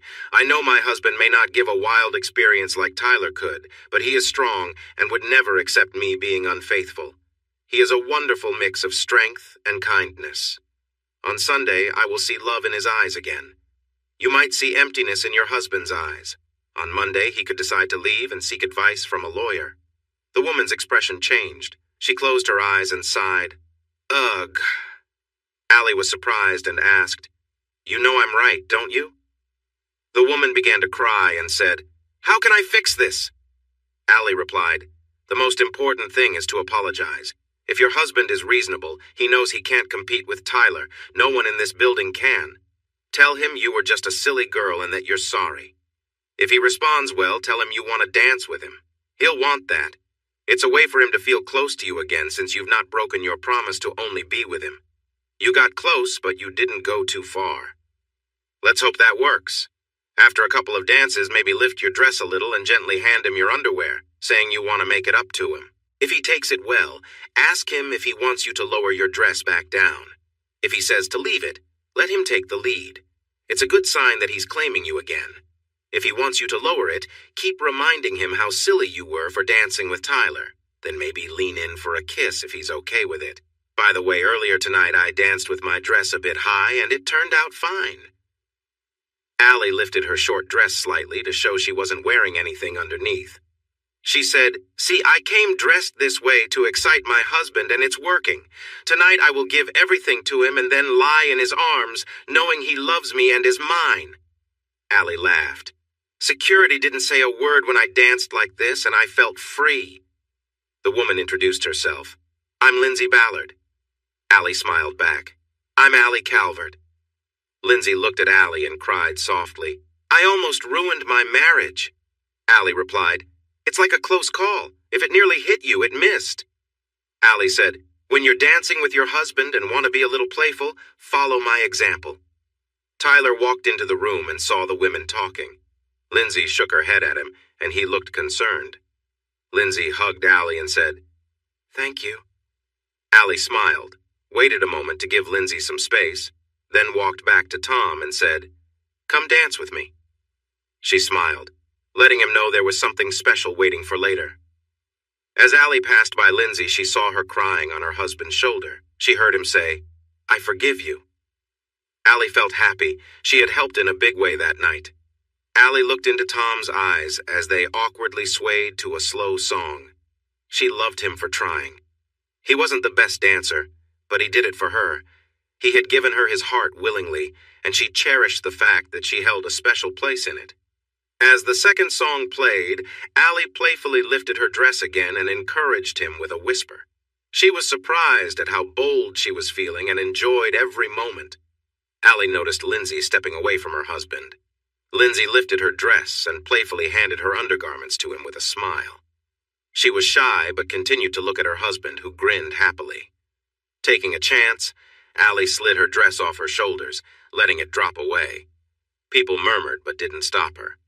She draped her dress over Tom's shoulder and danced in just her shoes, feeling the warmth of her husband's affection in his eyes. She kissed him, smiling as she moved closer, swaying gently. After a moment, Lindsay nodded at Allie and whispered to her husband, who responded with a playful grin. Lindsay took off her dress and handed it to him. Allie glanced at Lindsay, who moved closer to her husband, sharing a loving kiss as they swayed together in a warm embrace. After a few songs, a security guard came over and cleared his throat, signaling that the fun was over. By then, 4 women were without their dresses, and 2 had pushed theirs down.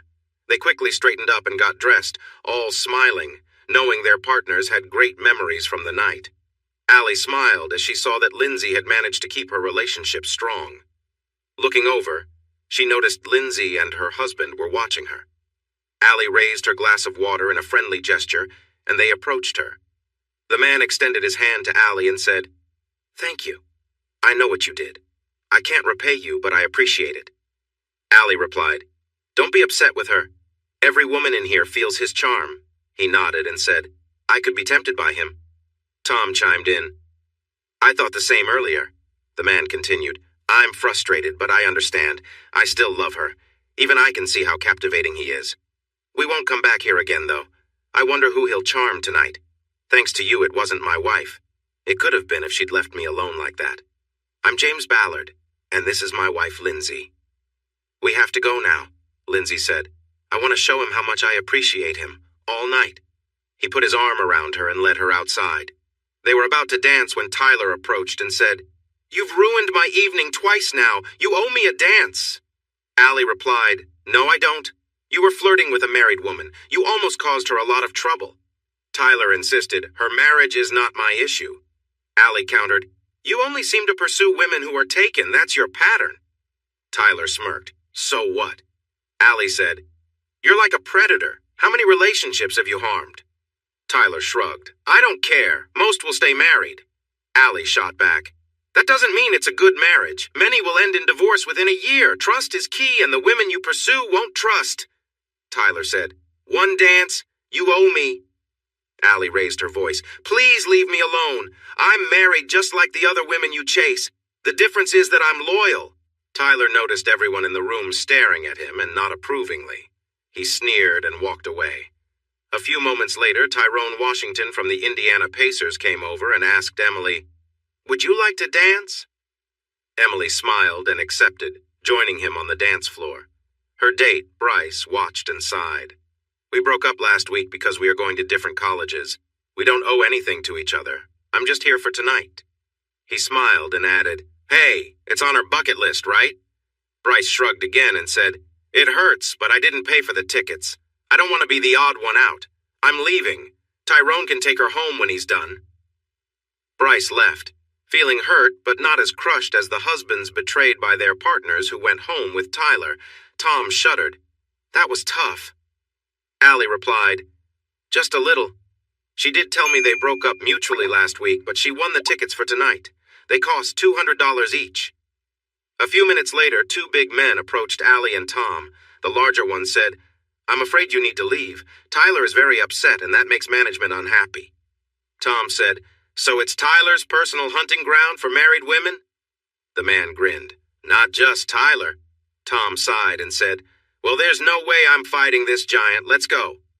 Allie smiled, stood next to Tom, and nudged him playfully. She said, "Yes, plus I can't wait to spend some time with you." Saturday, May 13th, 2017. Allie received a call from Emily around 1 in the afternoon to share her story. They talked for about 30 minutes. Tom asked, "What's the short version?" Allie nodded and summarized. "Emily went back to Tyrone's place after dancing. He's quite impressive." They got right to it, and she felt excited. He started, and it was a bit uncomfortable at first, but she adjusted.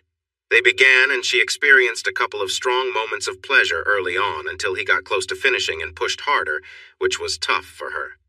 She woke up the next day ready for another try. They aimed for a third attempt, but it didn't go well this time. She said it was a memorable experience, though. She was with a famous person. He invited her over again, but she said no. She mentioned that it had been a bit difficult and she might need to visit her doctor. Tom said, "It wasn't right for her to leave Bryce alone like that." Allie nodded and replied, "Yes, it was wrong to leave him alone, but this was just a date, not a serious relationship." Tom asked, "If you were single, would you have gone with Tyler?" Allie replied, "Why do you want to know? Just to be clear, I'm not in a relationship with you. If I wasn't committed, I might have gone home with him for the experience." Tom nodded. "That's hard to hear." Allie continued, "I don't want to lie to you. Honestly, I was asked, and I said no to him last night right away. I had the chance but chose not to consider it. Your question was about if I didn't love you. But I think he wouldn't have approached me if I wasn't wearing your rings. I feel like he went after married women." Tom paused and asked, "What were you thinking when he came over?" Allie said, "Do you really want to talk about this? I won't hold back and it might hurt." Tom said, "Yes, we need to be completely honest with each other." Allie admitted, "He is the most attractive man I've ever seen. I felt my heart race when he came over, especially when he asked me to dance. I knew if I got up, I might be tempted, so I turned him down right away. Please don't judge me, it's just how things are." Tom nodded. "I get it. A lot of men don't realize how appealing a really handsome guy can be to women." Allie reassured him, "Make no mistake. I turned that chance down because I hold your heart, and I will never give that up, even for the most handsome man." She looked deeply into his eyes and said, "I am completely devoted to you, Thomas Calvert. Never doubt that." Tom laughed and said, "I know I'm not as handsome as he is." Allie laughed too. "I'm surprised he noticed me at all. Emily is prettier, yet he approached me first. I do think he was just looking for someone in a relationship." Allie asked, "Are you okay?" Tom nodded and kissed her. "Yes, we're doing great. You just confirmed what I already felt. Had you said anything else, I would have known you were trying to protect my feelings anyway." Sunday, May 14th, 2017. At 8 in the morning, Tom woke up and sat up, checking his phone when he suddenly exclaimed, "Oh, wow!" Allie woke up quickly and asked, "What happened?" Tom replied, "Bryce sent me a link. Some guy killed Tyler Jensen last night around 4 in the morning. It seems the husband of a woman he was with came home. He broke into the house, found his wife in Tyler's bed, and shot Tyler multiple times. Someone commented that a paramedic they knew needed a spatula to clean up after Tyler because he had been shot so many times. The husband is in custody, and the wife is safe, but shocked." Allie thought for a moment and said, "I know I'm supposed to feel sorry for Tyler, but—" Tom nodded. "I feel the same way." Allie got up, stretched, and walked outside, passing her family in the kitchen. Tom had come to accept that she enjoyed being free. Allie stepped onto the front porch without anything on. The house was far enough from the road that no one would see her. She stretched and enjoyed the warm sunlight on her skin. Ahem. Allie turned around. Lindsay stood at the walkway with an envelope. Her BMW was parked beside the house, and no one had noticed her arrive. Lindsay said, "A little gift from my husband and me. It's not enough, but I can't really repay you. It's a $500 gift card for Target. I saw the love in my husband's eyes this morning, even after our argument last night. He won't let Denise, my friend in the white dress, into our house anymore. He realized she was covering for me with Tyler." Allie said, "He's right. She is not your friend. She helped you make a bad choice. It took someone like me to help you see what you were risking." Lindsay asked, "You weren't just passing by?"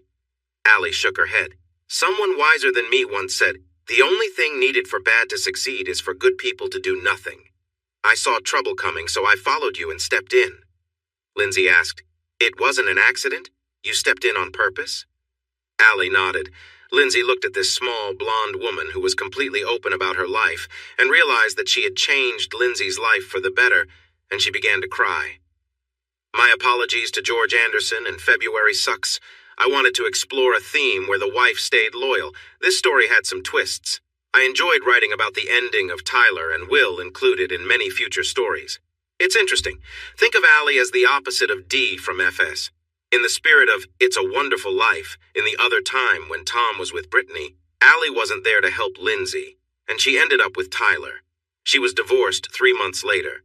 Lindsay was not in her old neighborhood 6 months later when an elderly neighbor's house caught fire and she found herself trapped inside. It is strange how we influence each other's lives in ways we might not even realize. Allie had decided not to date anyone else. She was starting a new chapter without the past getting in the way. Allie's mom was inspired by a memorable scene from an old movie called Porky's. It was one of the funniest scenes that she could remember. If you don't know it, you could search for it online. Wednesday, May 16, 2017. Tom woke up just before the alarm rang to wake them for school. Allie was curled up against his side, warm and cozy. She murmured softly as she slowly woke up from his movements. He thought, "Life is good." Tom smiled, enjoying his new life with Allie always by his side. The feeling of her warmth next to him was comforting. She was always close, whether holding hands or resting against him. She told him, "I love you," many times a day, and he always replied in kind. He could see her love for him in her eyes. It filled him with joy. He felt her soft body next to him and lifted the blanket to see her. Her back was warm against him. She slowly woke up and asked with a smile, "Like what you see?" She leaned up and gave him a quick kiss on the cheek. He chuckled and said, "I would love for you to sleep next to me for a long time." She laughed and replied, "Okay, I love it too. It's a deal." He asked playfully, "Really?" She nodded and said, "I love you completely. I just want you to appreciate me."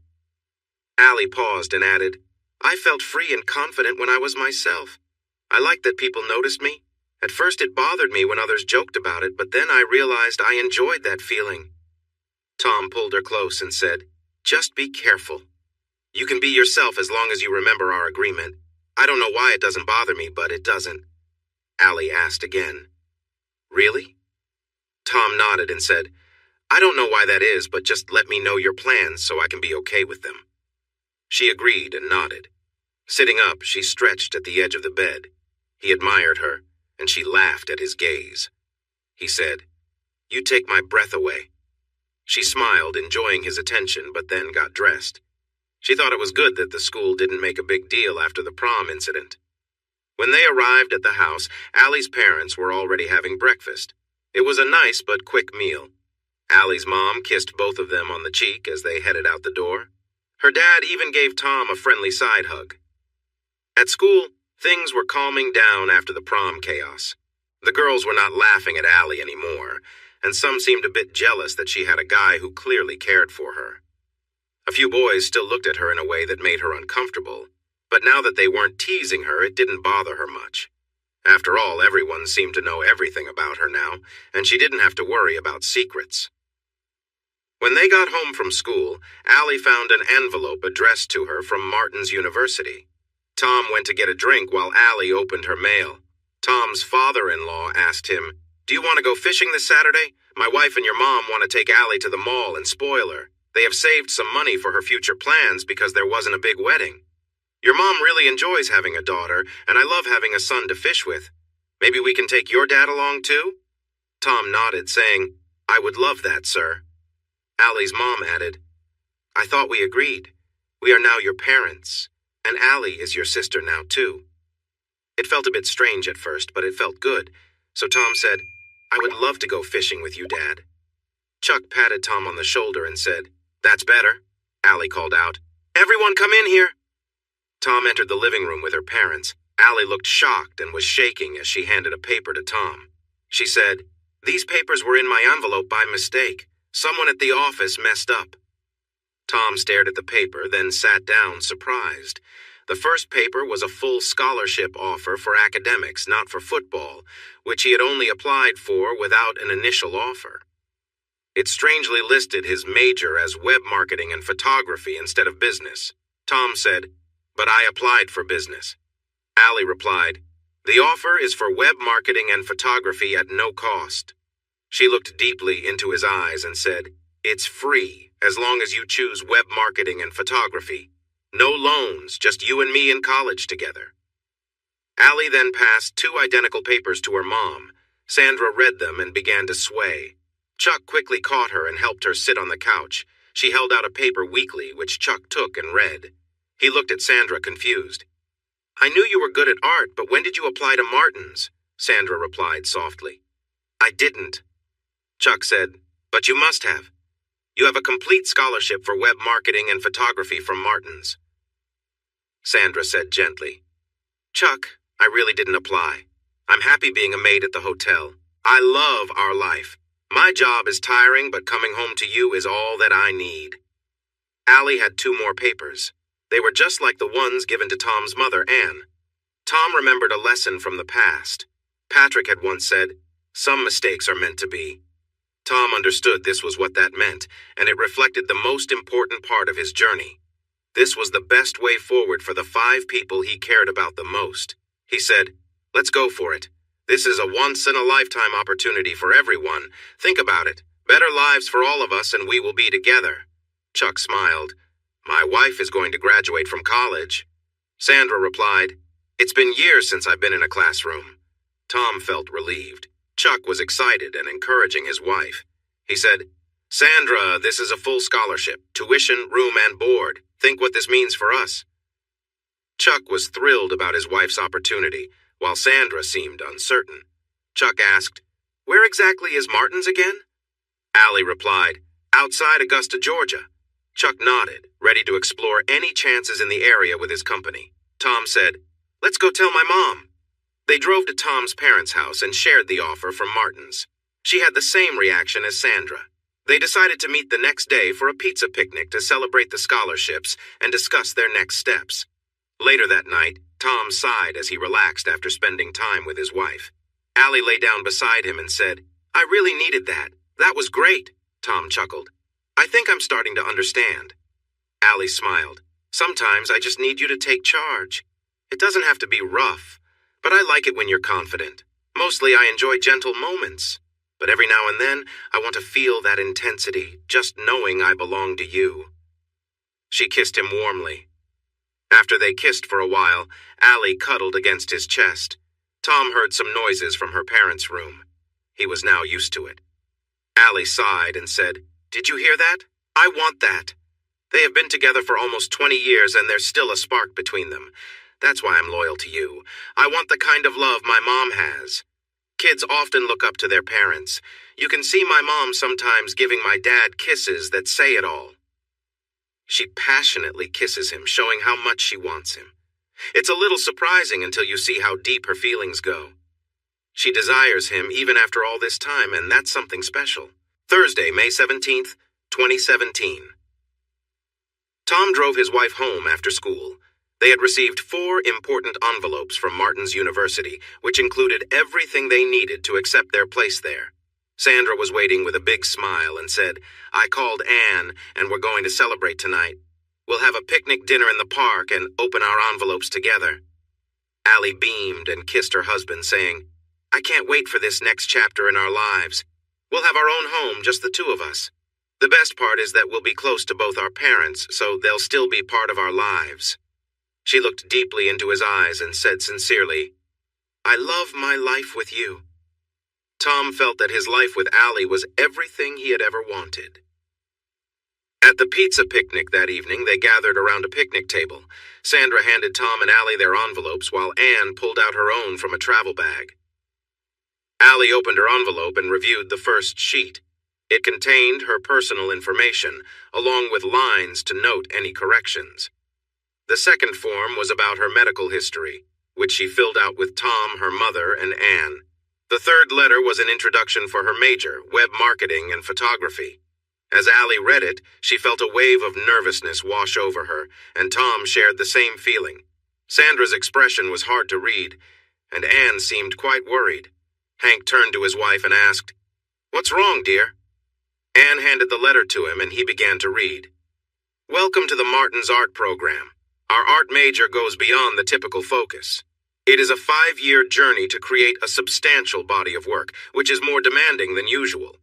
Our records show that you are interested in web marketing and photography. This program requires you to develop a body of work in 3 themes along with completing the core requirements. Please list several themes you'd like to explore briefly, as they will need to be approved." The rest of the letter discussed how classes would be structured. It mentioned that students in photography would need to engage in certain activities for their work, and those taking part would earn credits to help them collaborate with others in the program.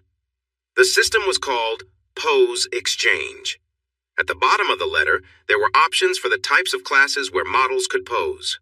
Please indicate your availability for these classes. You must choose at least 3. Life drawing, MF sketching with pencil and charcoal classic photo, MF posing in a classical style, glamour photo, F posing in a glamorous way, acrylic nudes, MF posing for a painting class, long poses, watercolor, MF posing for a painting class, long poses, clay sculpture, MF posing for a sculpture class, long poses, photo reenacting classics, MF reenacting famous artworks, reenacting glamour, F posing like in a well-known magazine, male physique, M posing in a simple manner, the classic male, males posing as in classical art, photo couples, MF posing together in classic stances. Note that close proximity is needed. Non-explicit attached is your pose exchange code, 15cal008. Hank finished reading the letter and chuckled. "My wife is going to model. I never thought this would happen." Anne asked, "And you're okay with that?" Hank replied, "I always enjoyed how confident you were." Anne said, "That was a long time ago and that was different." Hank continued, "And this is an amazing chance for a free college education with free housing for 5 years and free food for you, with discounts for me." Anne worried, "But everyone will know what I look like." Hank reassured her, "As long as no one bothers you, I'm fine. This is a great opportunity for you. Take it. I'm supportive." Allie looked at Tom and asked, "Are you okay with all of this? We talked about the drawing class, but I didn't fully understand it. I have to pose for photos a lot." Tom thought for a moment and said, "There are already many pictures and videos of you out there. We should talk about our limits, but I'm okay with it. If you were to get close with someone else, that would upset me. A lot of people have seen your pictures, and it doesn't bother me. In fact, I think it shows your confidence." Allie nodded and laughed. "Oh, no. You'll have to pose too. I vote for male physique." Tom gasped. "Oh, no." Sandra laughed. "Tom, I think you're overthinking it. I've told my daughter she's lucky. I can see many people wanting to pose with you." Tom nodded. Then Allie continued laughing and said, "Now your major is the same as mine and you'll be posing too." She paused, then giggled and added, "And you'll have to see your mom in the pictures." Allie laughed hard, almost to the point of tears. Tom did not seem happy and shook his head when Anne, who was still surprised, thought about being near her son. Sandra paused for a moment before joining Allie in a laugh. Despite the awkwardness, they knew everything would work out. Everyone present felt like family and cared for one another. Tom was used to being informal at their home, and over time, everyone would get accustomed to it. It took about 10 minutes for the pizzas to arrive at the park, and soon they all sat down to eat. The conversation mostly revolved around the Martins. Allie said to Tom, "We need to talk about being exposed around strangers when the other is not there." Tom nodded and replied, "I trust you, but I don't trust them." Allie continued, "Don't you think I have the same concerns? You are an attractive guy and people can often sense that. Some will pay attention to you. You have enough charm to be appealing, but you are not overly self-absorbed. Any girl looking for a steady boyfriend will notice you." Tom asked, "Most?" Allie sighed. "Oh, men can be so unsure of themselves. No one is perfect. Just like there is no woman who has everything a man wants. Emily was with a high-status guy but ended up going home with someone else who fit the alpha type. It was thrilling for her, but not very satisfying in other ways. Many girls at the event might not be looking for a serious relationship, but a few will be. Those are the ones to keep an eye on." Allie looked directly at him. "Don't pretend you don't wonder what it's like to be with someone who is very attractive. Everyone is curious, just like I wonder about deeper experiences. It's okay to be curious, but I promise to be loyal to you." Chuck nodded and added, "Plus, when I'm away for days, I just have to trust my wife to handle things." Sandra took his hand and said sincerely, "I promise." He felt reassured by her words. Chuck smiled and said, "I know." Anne told Hank something similar, and he gently rubbed her shoulder. After reviewing the list, Allie changed the topic. "What classes are you planning to help with? I want to do glamour photography, life drawing, and some creative roles. What about you, my dear?" Tom glanced at the list and sighed. "I think I'll sign up for male physique, life drawing, and classic photography." Sandra thought for a moment and added, "I like Allie's ideas. I'm fine with that." Anne was still surprised and said, I guess I will do what Anne and Allie are doing." Hank looked at his wife and asked, "Why are you nervous? You're beautiful, you know." Anne replied, "You and my doctor are the only ones who have seen me without clothes." Hank said, "Well, maybe I want to show off my lovely wife. I am proud of how you look, but I want you to keep two things on." Anne guessed, "My bra and panties." Hank shook his head and said, "Your wedding and engagement rings. If anyone asks, tell them you are Hank Calvert's beautiful wife." Anne had to admit, sometimes Hank could really warm her heart. She smiled. This was one of those moments she cherished being with him. Allie looked at Tom and thought for a moment.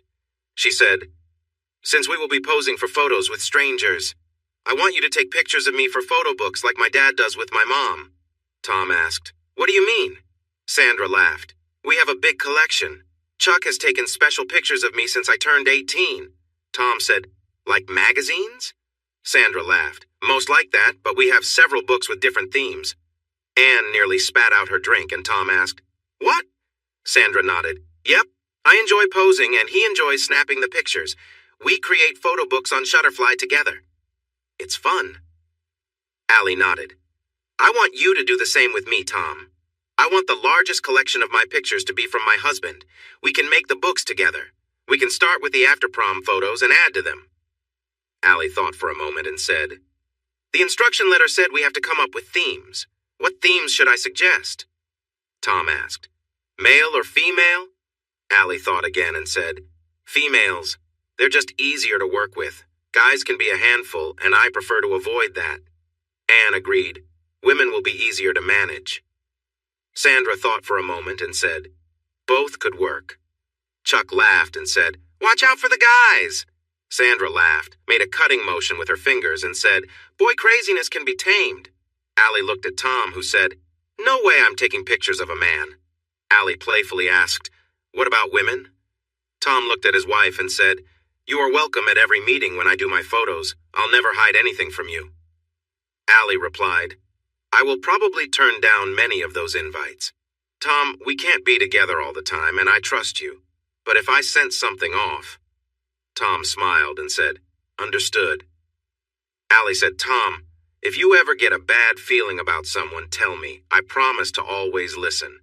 She pointed to her heart and simply said, "Mine!" Allie woke up late that night to Tom next to her and she smiled. She thought, "This is nice, I hoped for this." A little playful behavior while I slept. She looked up, smiled, and softly said, "Nice." Once she was fully awake, she relaxed and seemed eager to join in. It took about 10 minutes for them to share a special moment, and she felt a gentle wave of joy afterwards. She loved that sense of being close. After they rested, she looked at him and said, "I enjoyed this, but let's not do it all the time. I need my space." She got up and went to the bathroom, then returned with a wet wipe to clean him up after taking care of herself. She kissed him softly, then turned over to sleep again. Tom woke up with Allie snuggled against him, just like always. Knowing this would be their routine brought him joy. He got dressed and went into the living room. Chuck was at the table reading the newspaper, and Sandra was there too.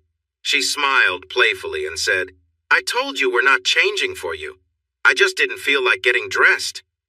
Tom didn't know how to respond and said, "I'm not sure how to handle this." Chuck laughed and said, "We don't mind as long as you don't touch. Well, her or yourself."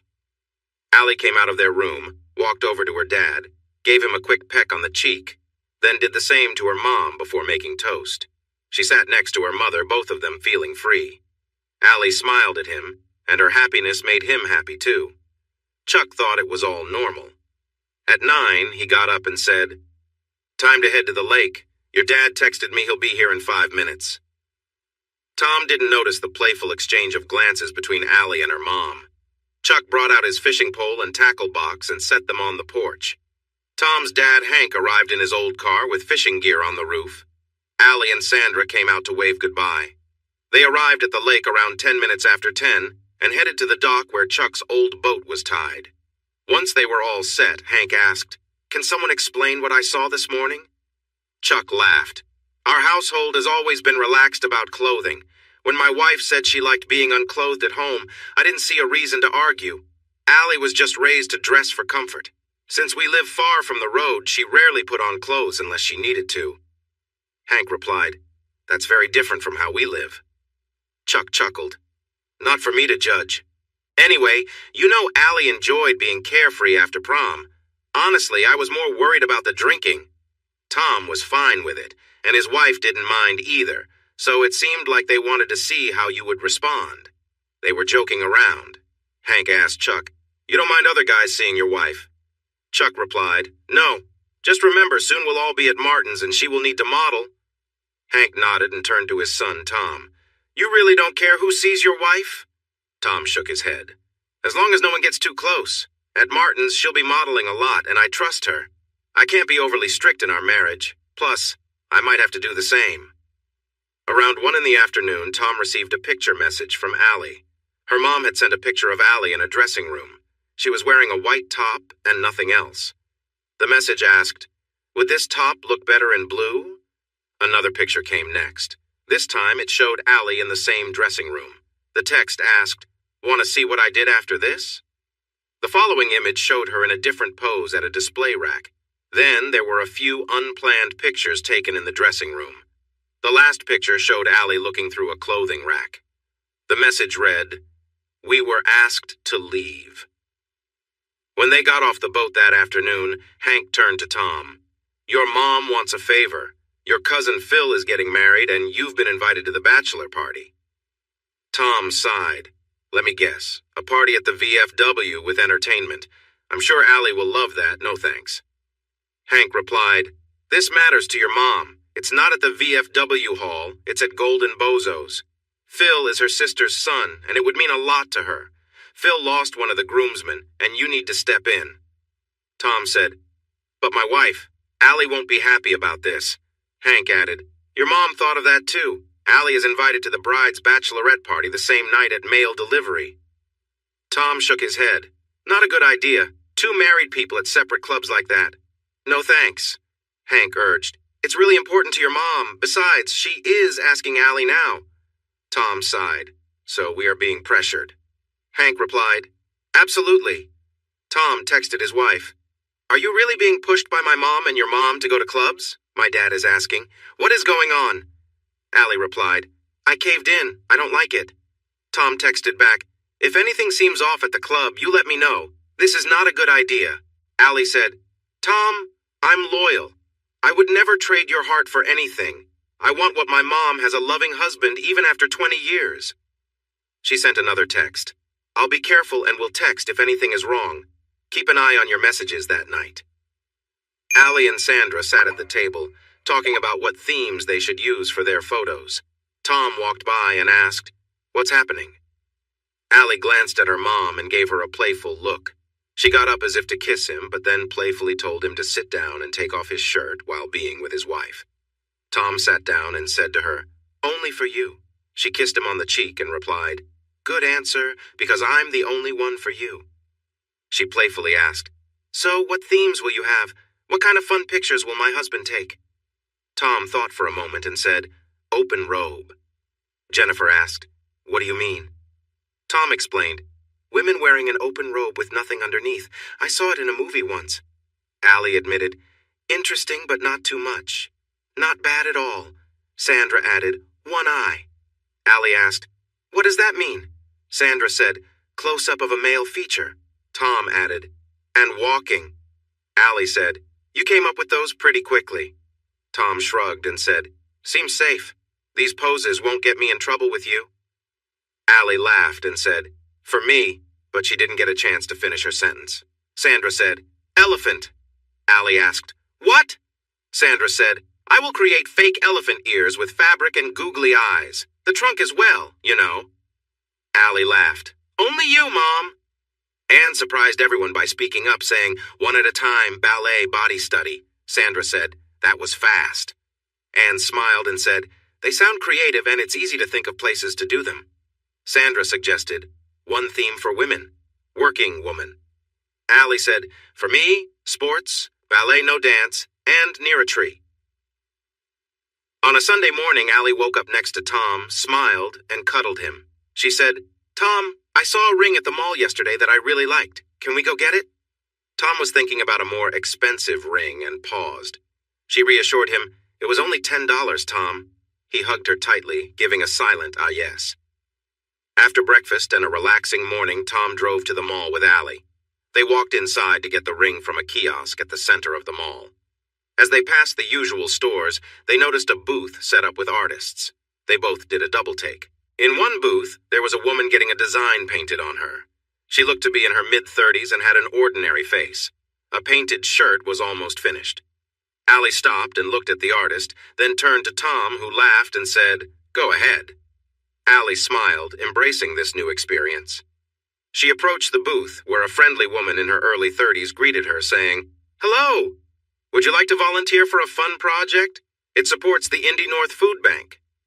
At the event, Allie listened as the organizer explained, "Every volunteer helps us raise more funds. Each volunteer means a $250 donation from MovieMax, and we'll get food supplies at wholesale prices, too." The woman then shared the plan. "We'll paint a fake top on you, and then you'll go shopping wearing it. It's straightforward," she said with a smile. Allie agreed and signed a brief release form, acknowledging that her image would be used for promotional purposes and that she might run into people she knew. Shortly after, a man named Tony approached, asking if she would appear in a video for a special segment about the event.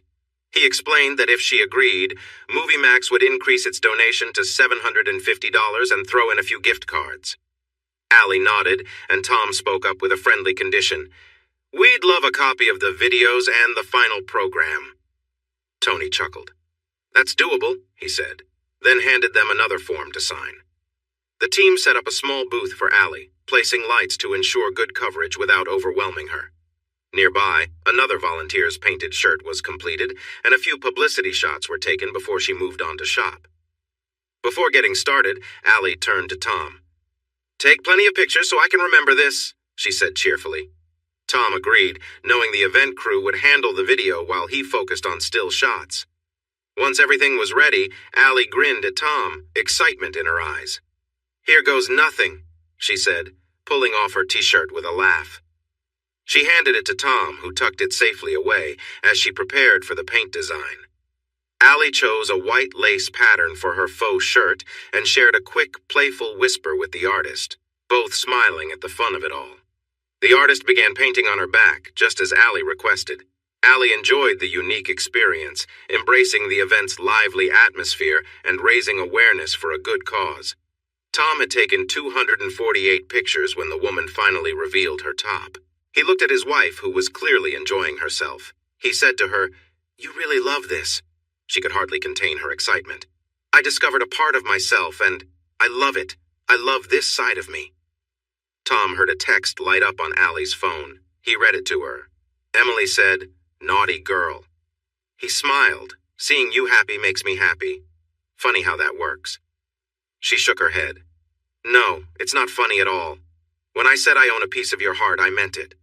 My joy and your joy are connected. That's why I will always hold on to that place. I am in your heart. There is no Allie and no Tom, it's Tom and Allie. That's why I changed all my identification so soon after we got married. It's not just you or me, it's us." 40 minutes later, the shirt was finished. By this point, Tom had taken 412 pictures. Tony said, "One of our video teams will follow you for a bit, but not all day. I would like your number for periodic updates and some videos during the day. Here's a $50 gift card for Claire's, a $20 gift card for Candle House, and a $50 gift card for Silvermania Jewelry." Allie apologized. "Sorry, your day will be mostly shopping at the mall." He laughed. "Seeing how much fun you're having makes it worth it. You without a top makes it even better." Allie playfully wiggled her shoulders at him. They had started to walk away when Allie's phone pinged with a text. Allie read it and said, "Emily wants us to go to the worm booth." When they arrived, they saw Emily with Bryce. Emily noticed Tom's confused look and said, "Tom, Bryce and I are just good friends. After my little adventure, I realized it's better to be with someone I know. I don't regret what happened, but I'm not doing that again." Tom gave her a stern look. Bryce added, "Tom, relax. She took the chance when it came. We didn't have any promises other than the date, which I'm fine with. Our lives are heading in different directions. We're just friends, and I enjoy that." Tom nodded and laughed. "I guess that place was something else." Bryce agreed. "I won't take a wife or date there again. That place isn't for serious relationships." Emily walked up to the booth and signed a document. Then Tony approached her. Emily agreed to be part of the special. She smiled, her pretty face framed by her long, light strawberry blonde hair. Allie took pictures as Emily unbuttoned her blouse and revealed her top before getting ready to model a new crop top. Allie encouraged Tom to keep taking pictures. Tom was confused. Allie rolled her eyes and said, "When we get to Martin's, you're going to see and take pictures of a lot of women in swimsuits. Just don't touch anything, and I'm happy. I have my own things to see, too. My focus is on women. We're sending the photos to Emily, and I want them in my collection." Tom sighed and took pictures of a shirt being painted for Emily. He said, "I'll never understand women." Allie turned to Emily and said, "I'll have Tom send you your pictures." Once Emily's painted shirt was finished, they posed for several pictures together while the radio station filmed them. The cameraman from Movie Max was walking backward, recording everything. Allie took Tom's hand but was mostly chatting with Emily about which stores they wanted to visit. Their first stop was a kiosk selling a silver ring. Just as promised, the ring was small and cost only $10. After buying it, Tom occasionally took pictures. Next, they went to a shoe store.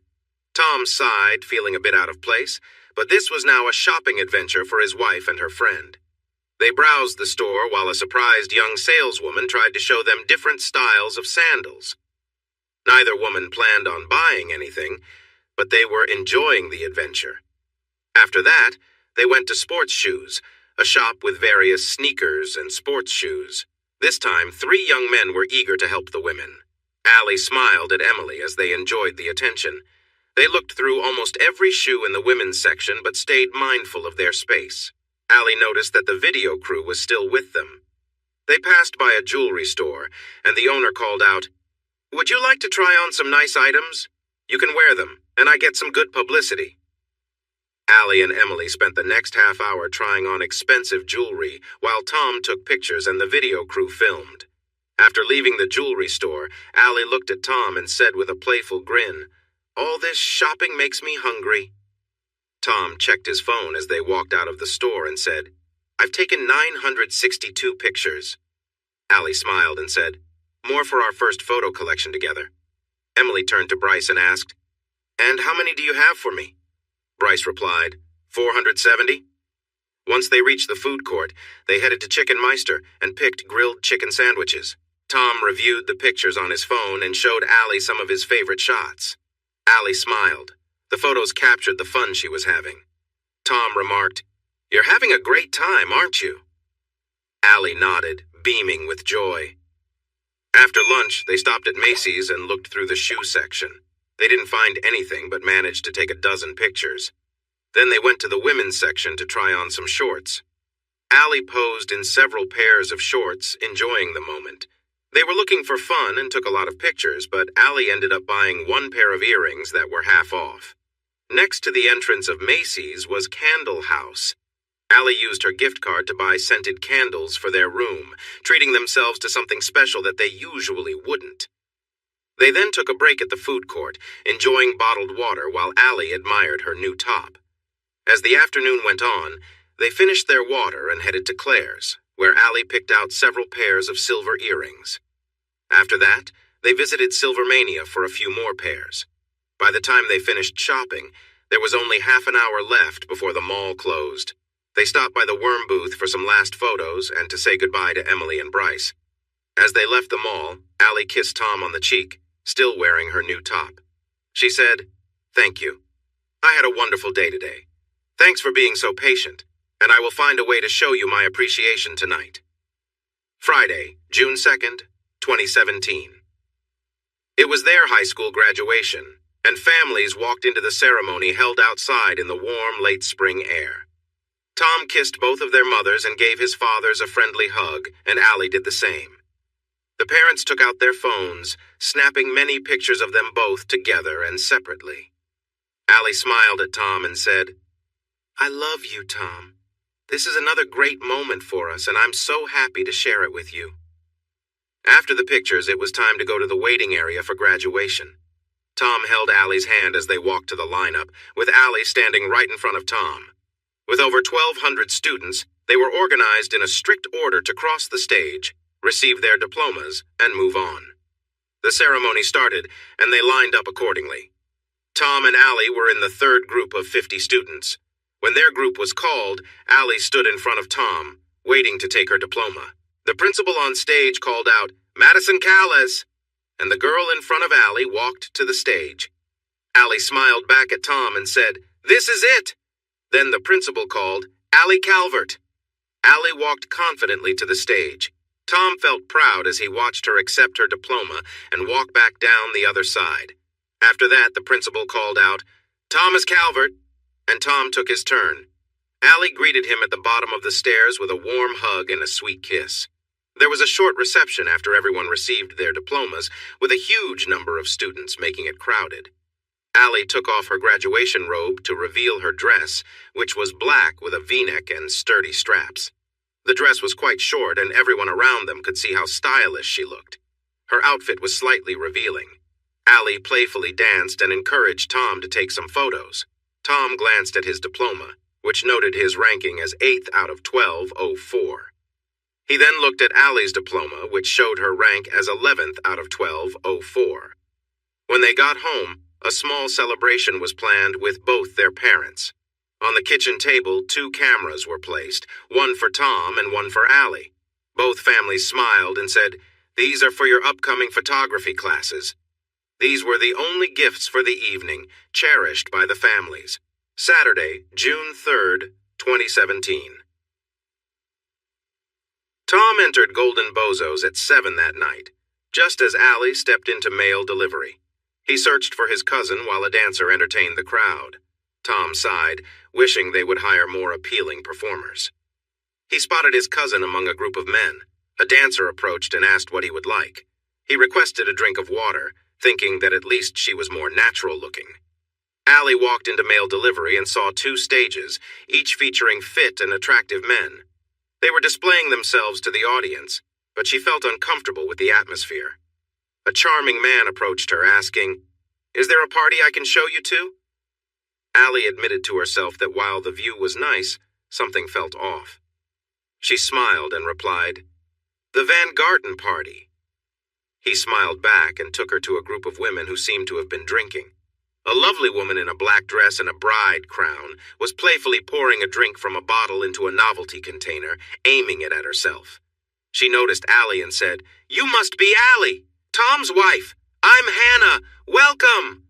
Hannah handed Allie a fun drink container, urging her, "Go ahead! It's bring your own drinks here!" Allie took a couple of small sips and then playfully squirted some under Hannah's chair when she wasn't paying attention. It looked like it would be a long night. Another woman nearby, who seemed a bit tipsy, introduced herself. "Hi, I'm Sarah." Allie gave a friendly smile. "Allie." Sarah asked, "What does your husband think about all this?" Allie shrugged. "He's not a fan, but he's at the bachelor party, so I guess we both have our places tonight. What about your—" She noticed Sarah wasn't wearing any rings and asked, "What does your partner think about this?" Sarah replied, "We broke up 2 months ago, so I'm just here to enjoy myself." Sarah leaned a little too far and nearly toppled off her chair. It was clear that she had drunk too much. Allie sighed and thought, what a long night. She secretly poured more vodka out under Hannah's chair. A dancer approached and moved in front of Allie, getting too close for comfort. He was handsome, but she felt overwhelmed. Allie took out $1, gave it to him, and pointed to Hannah, saying, "Bride." The dancer switched his focus and danced for Hannah instead. Another dancer came up to Sarah, who handed him a $5. She cheered as he danced for her. At 7:20, Tom texted Allie, asking, "You okay?" Allie replied, "Sort of. They are trying to get me drunk. I'm pouring vodka on the floor. The bride handed me a squirt gun shaped like a funny toy and keeps filling it with vodka. I take a small sip now and then to pretend I'm drinking. I paid 2 dancers to dance near Hannah." Tom texted back, "Don't get too close, but enjoy the performance. Just keep pouring out the vodka. Have fun, but stay mindful. I won't worry unless you get too close. The dancers here aren't great. You have it better than what I'm seeing, just some topless dancers who look really fake. Not impressive." Allie responded, "That's not true." Tom wrote, "There was one cute waitress, but the dancers aren't attractive." Allie replied, "Just enjoy your show, don't get too close." Tom texted, "Maybe if they had someone who looked more natural." Allie texted, "The guys are nice to look at, but they stare at us like we're easy targets. One dancer seemed to be checking me out. He looked good, though." Tom replied, "Just enjoy the view. I'm okay." Allie texted, "No touching."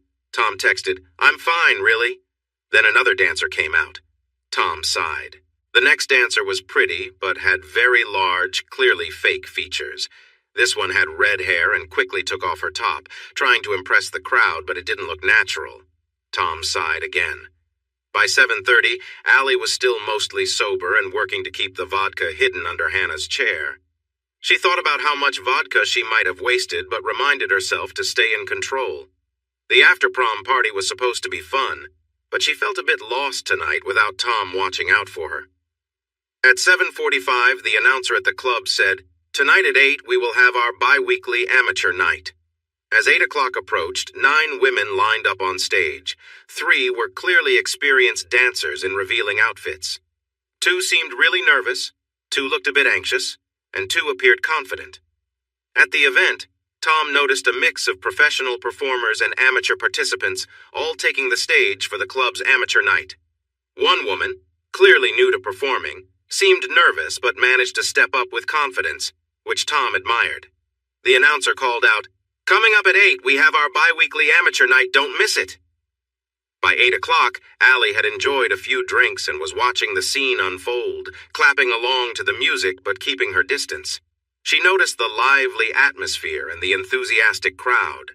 A tall, well-built dancer came over to perform near her, moving with great energy.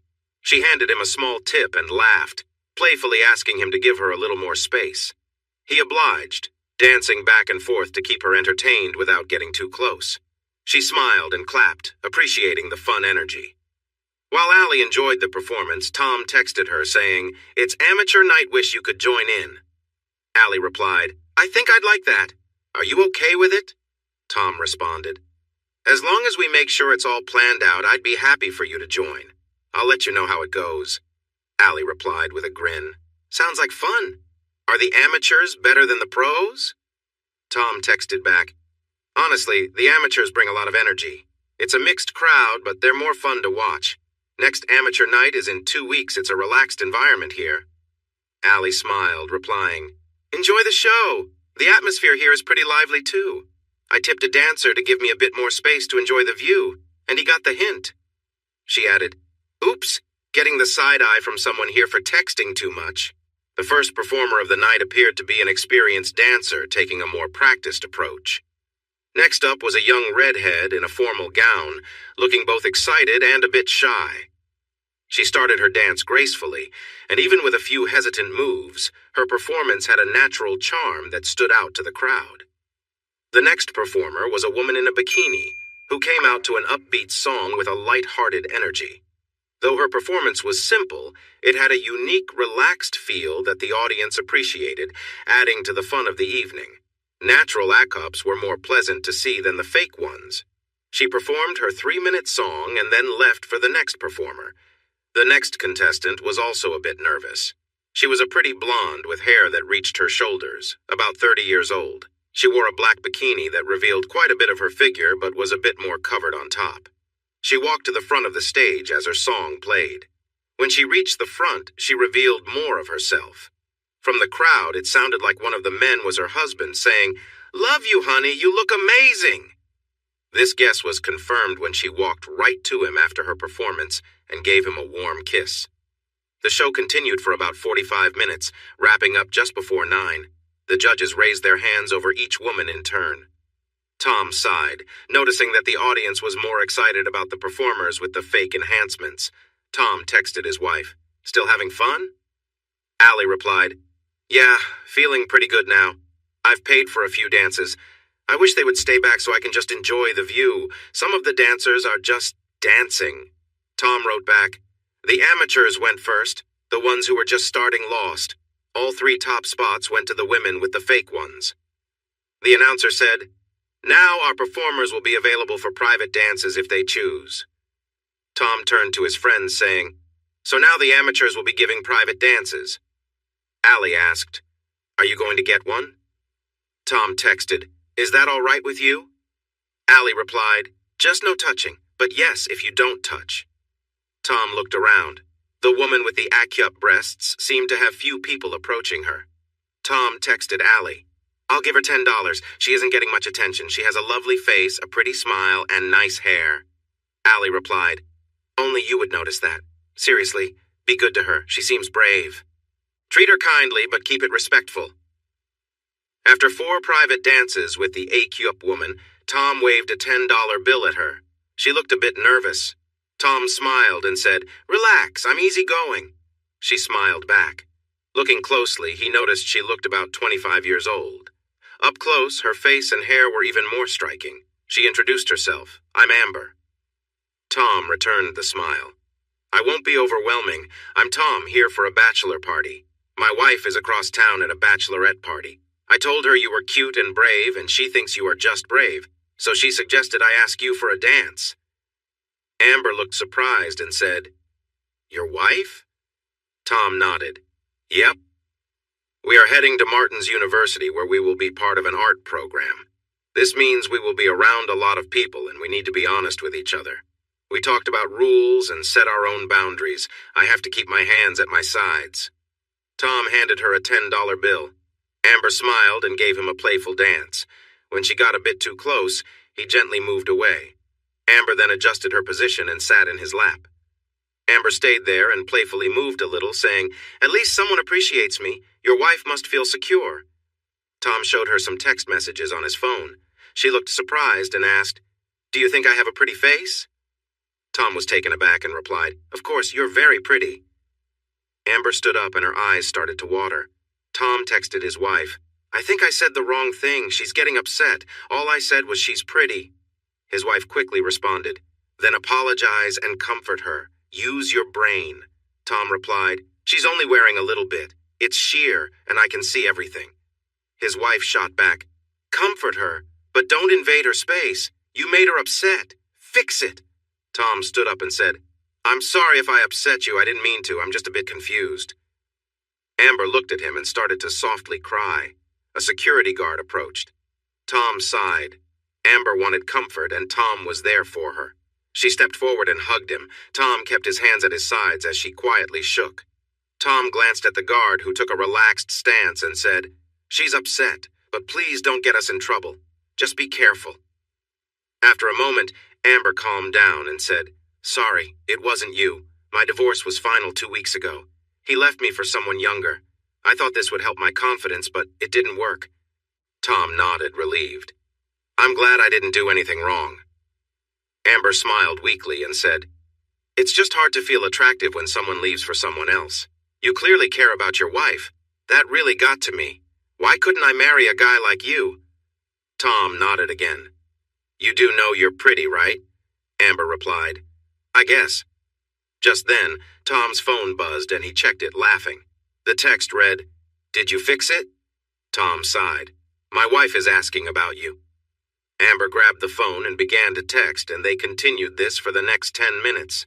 Tom looked at the messages. Amber introduced herself and mentioned that Tom was a true gentleman.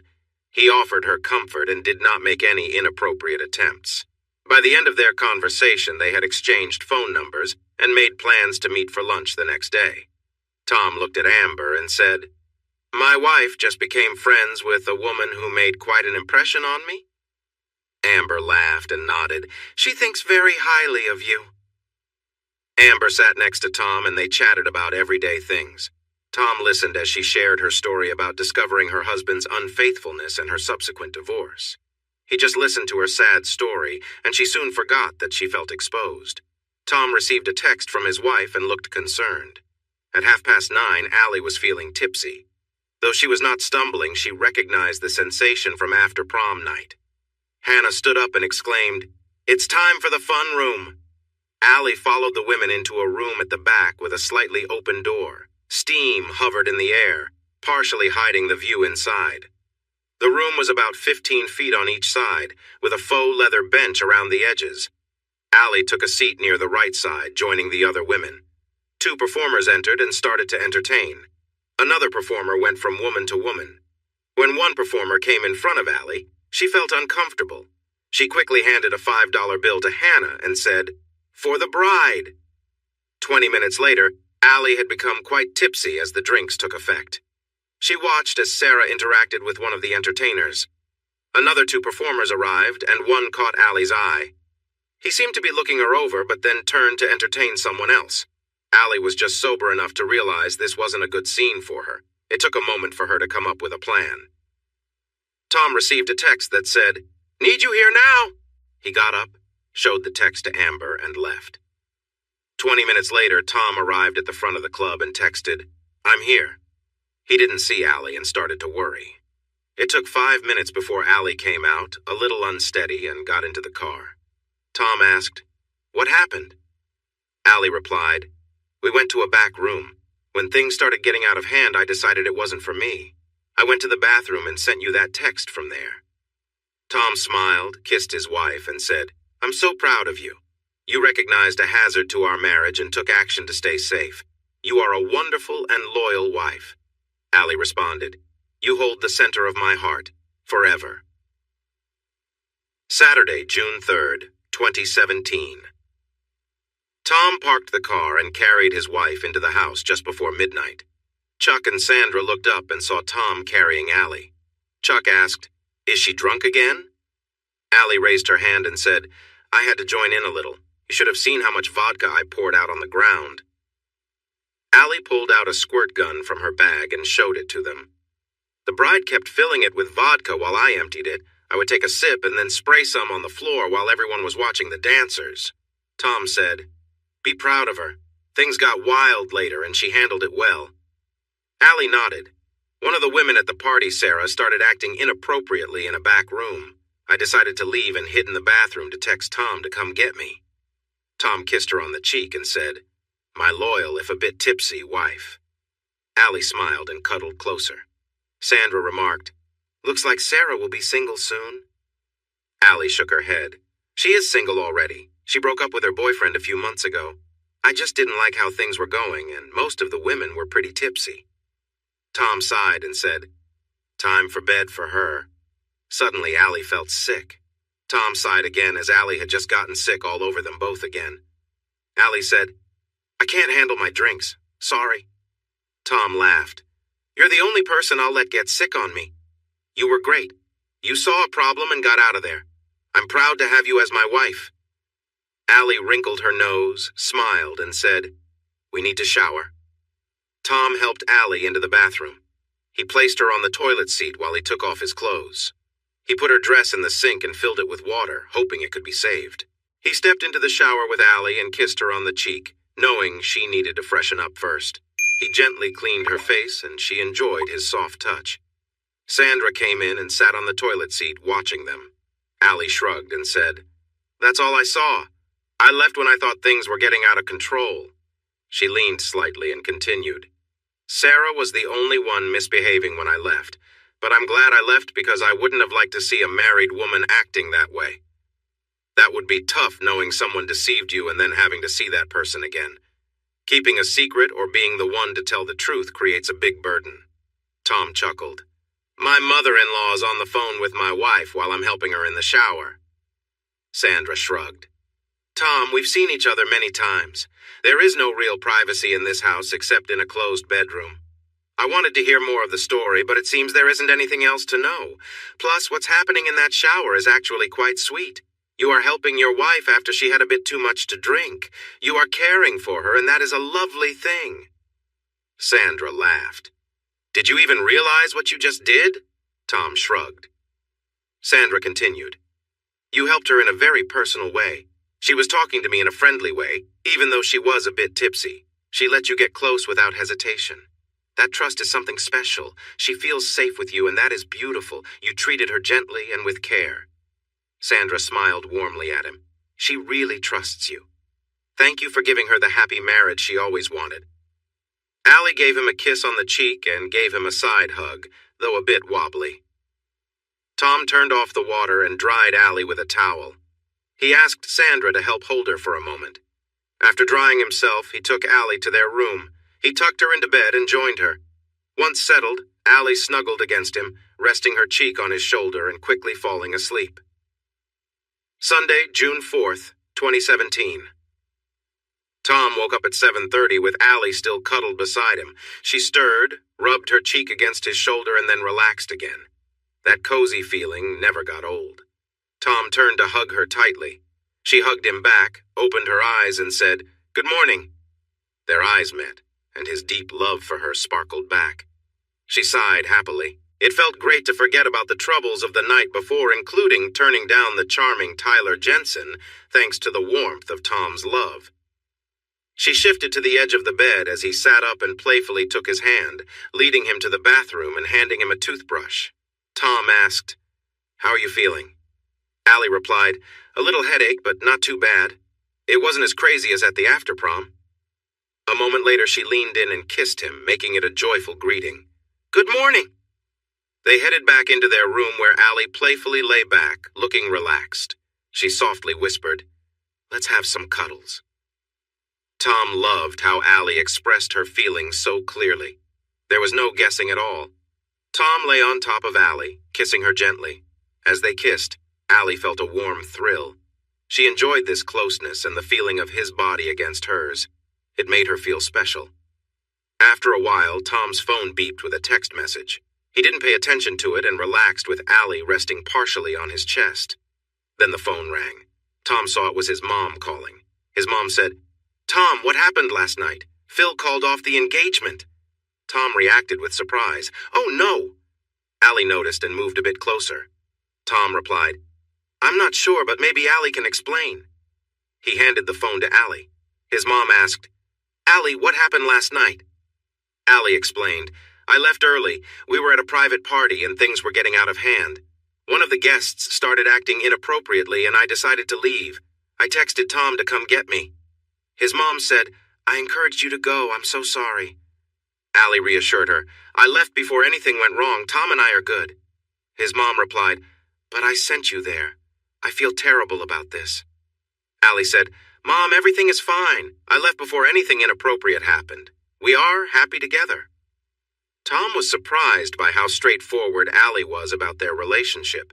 She thought intimacy was something for married couples to enjoy fully. Growing up in a house where her mother openly discussed such matters had influenced her. After some more conversation, Allie gave the phone back to Tom. "Mom, everything is all right. Allie showed she is a devoted wife. She recognized the situation and stepped away." It took a few more minutes to finish the call. Tom texted his cousin Phil. "I heard you ended things." Phil replied with links and just one word. "Why?" Tom clicked the first link. It led to a video showing the scene he feared. He saw Sarah behaving inappropriately, and shortly after, Allie left the room. The video continued, and more guests were seen doing things that could hurt their relationships. Tom noticed that a couple of women with rings on their fingers looked uncomfortable, shared glances, and left. In the next video, the situation escalated further, and Tom fast-forwarded to the end, where many women were crossing lines that jeopardized their commitments. He felt uneasy watching part of what had transpired. Allie took a deep breath, letting the moment sink in. Tom gave her an encouraging smile. "You handled that so well. I'm really proud of you." Allie managed a small smile, though she still felt uncertain. But those connections from the past, they're gone. Only a couple of friendships remained before trust was broken. If there's one video out there, others may have copies. Tom thought for a moment. Whoever shared it may not have thought it through either. You can view more if you want, but I think I'll skip the next links. He paused. I wonder who actually recorded them. Allie shrugged, thinking back. Honestly, I don't remember everyone who was nearby back then. She shook her head, deciding to move forward. Let's skip it. Amber's coming over for lunch soon anyway. You've been officially dismissed, she added playfully. Amber and I are going to relax and probably talk about how lucky I am to have you. With that, Tom left to join Chuck in the living room where Sandra was chatting. Chuck looked up as Tom entered. Hey, want to go fishing? Just down the road at the river? It sounds like you've been temporarily kicked out. Tom chuckled. Seems I have. Allie invited Amber over, so it's probably best I give them some space. Chuck laughed in agreement. Let's go. We've got a few hours. I'll need to be back by 4. After their fishing trip, Tom returned to find Allie and Amber relaxing in the backyard, enjoying the sunny afternoon. Allie waved and laughed. We're just getting some sun. Amber and I took some pictures of me. I'm thinking about putting together a photo book for you, capturing different memories we've made. They all laughed and spent the afternoon enjoying a peaceful moment together. Later, Sandra came out with a pitcher of iced tea and asked Tom, Could you grab us some Chick-fil-A for dinner? Tom agreed, heading out for their order. About 40 minutes later, Tom returned with bags of food, ready for a backyard picnic. As he walked over to set the food down, Amber playfully took the bags from him, and just as he was about to sit, Allie pulled a light-hearted prank, tugging at his pants with a laugh. Tom, momentarily surprised, stumbled back, laughing as well. The group enjoyed the laughter and light-hearted moments, all in good fun. The family picnic continued with jokes, stories, and a relaxed atmosphere, everyone simply enjoying each other's company as the sun began to set, wrapping up the day with smiles and warm memories. Tom and Allie shared a warm, quiet moment together, her love and affection for him clear in her eyes. She looked at him with a deep admiration and said softly, I love you so much. It's hard to even put into words. Tom smiled, a little surprised by her openness. Earlier, Allie and her mom had been encouraging their friend Amber, talking about finding trust and love in relationships. They shared stories of loyalty, with Allie even recalling a time she'd chosen Tom over someone else, emphasizing how deeply she valued him. These memories left her feeling especially close to Tom, who had always been there for her. As they headed back inside together, they enjoyed a quiet, comforting moment, cherishing their bond. They took their time, enjoying the stillness of the room and appreciating each other's presence. Later, they rejoined the group outside, where Sandra welcomed them with a smile and a laugh, noting how much Allie and Tom reminded her of her own relationship with Chuck. She shared a light-hearted story from years back, laughing about the playful spirit she and Chuck had brought to a party with friends long ago, reminding Allie that love can have its fun and silly moments. Allie smiled, feeling grateful for the loving family and close friends around her. The evening continued with laughter, stories, and simple moments that brought everyone closer together, creating memories filled with warmth and joy. I felt really sore the next day, but I had pushed him so much that he couldn't keep going after that. You sit there proudly, even while things aren't perfect. I know that feeling too. That night I didn't mind that others were watching me with Chuck. I love him even more now than I did then. Sweetheart, 18 years ago, I held a baby girl and hoped she would find a partner she deeply wanted. I never held back with your father when I was expressing my love at night. I hope to teach you to embrace love fully with your special person. I wanted that passionate love to be part of your life. And now it is. Your love for him is beautiful, and you should never feel embarrassed about it. I see the joy in your face when you look at him. I notice the strong feelings in your eyes. That's lovely. Wanting your partner is a natural thing to feel. Allie replied, but doing it in front of others feels strange. Sandra looked at her and said, what in your life feels normal? Just be yourself. Be the ally you want to be and never be ashamed of it. Love Tom in the way that feels right for you. Allie asked, did you ever do that again? Being open in front of others? Sandra shook her head. I have experienced that once. It's a cherished memory for me, and I look back on it with happiness. Allie kissed Tom softly and said, I love you from the very bottom of my heart. I truly love you.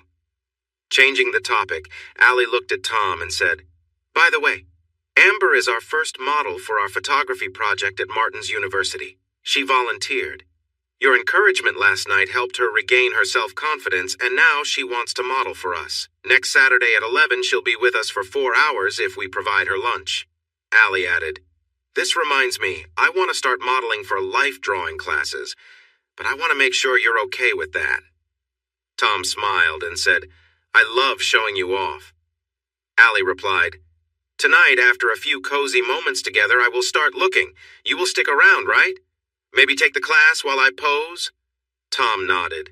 He was good at drawing, but not at the same level as Allie. At 6:30, a BMW X5 rolled into the driveway while Tom was helping clean up after lunch. 3 men got out of the car and Tom asked, how can I help you? One man introduced himself. I'm Cal, and these are my friends Ben and Nick. Tom replied, I'm Tom. What brings you here? Cal said, we heard you got some links to videos. Our wives were at the gathering last night. Tom felt uneasy. He noticed that all 3 men looked upset. He noticed that the others looked uneasy when he made a pained expression. Tom asked, what do you need? Cal replied, tell us if our wives were unfaithful. Tom was surprised. What do you mean? Cal explained, someone sent links to those videos from the bachelorette party to the husbands. We don't want to watch them, but your cousin said you might have access. Did our wives betray us? Tom said, I saw 2 women leave. One was blonde, the other had dark brown hair. I don't remember anything else. Allie walked through the room casually, catching everyone's attention. The men turned to Tom, looking confused. Cal said, sorry to hear about your wife's behavior. Tom shook his head and said, she hasn't done anything wrong. She just prefers not to wear clothes. It's not a big deal and I don't get jealous. She even said no to someone before he passed away.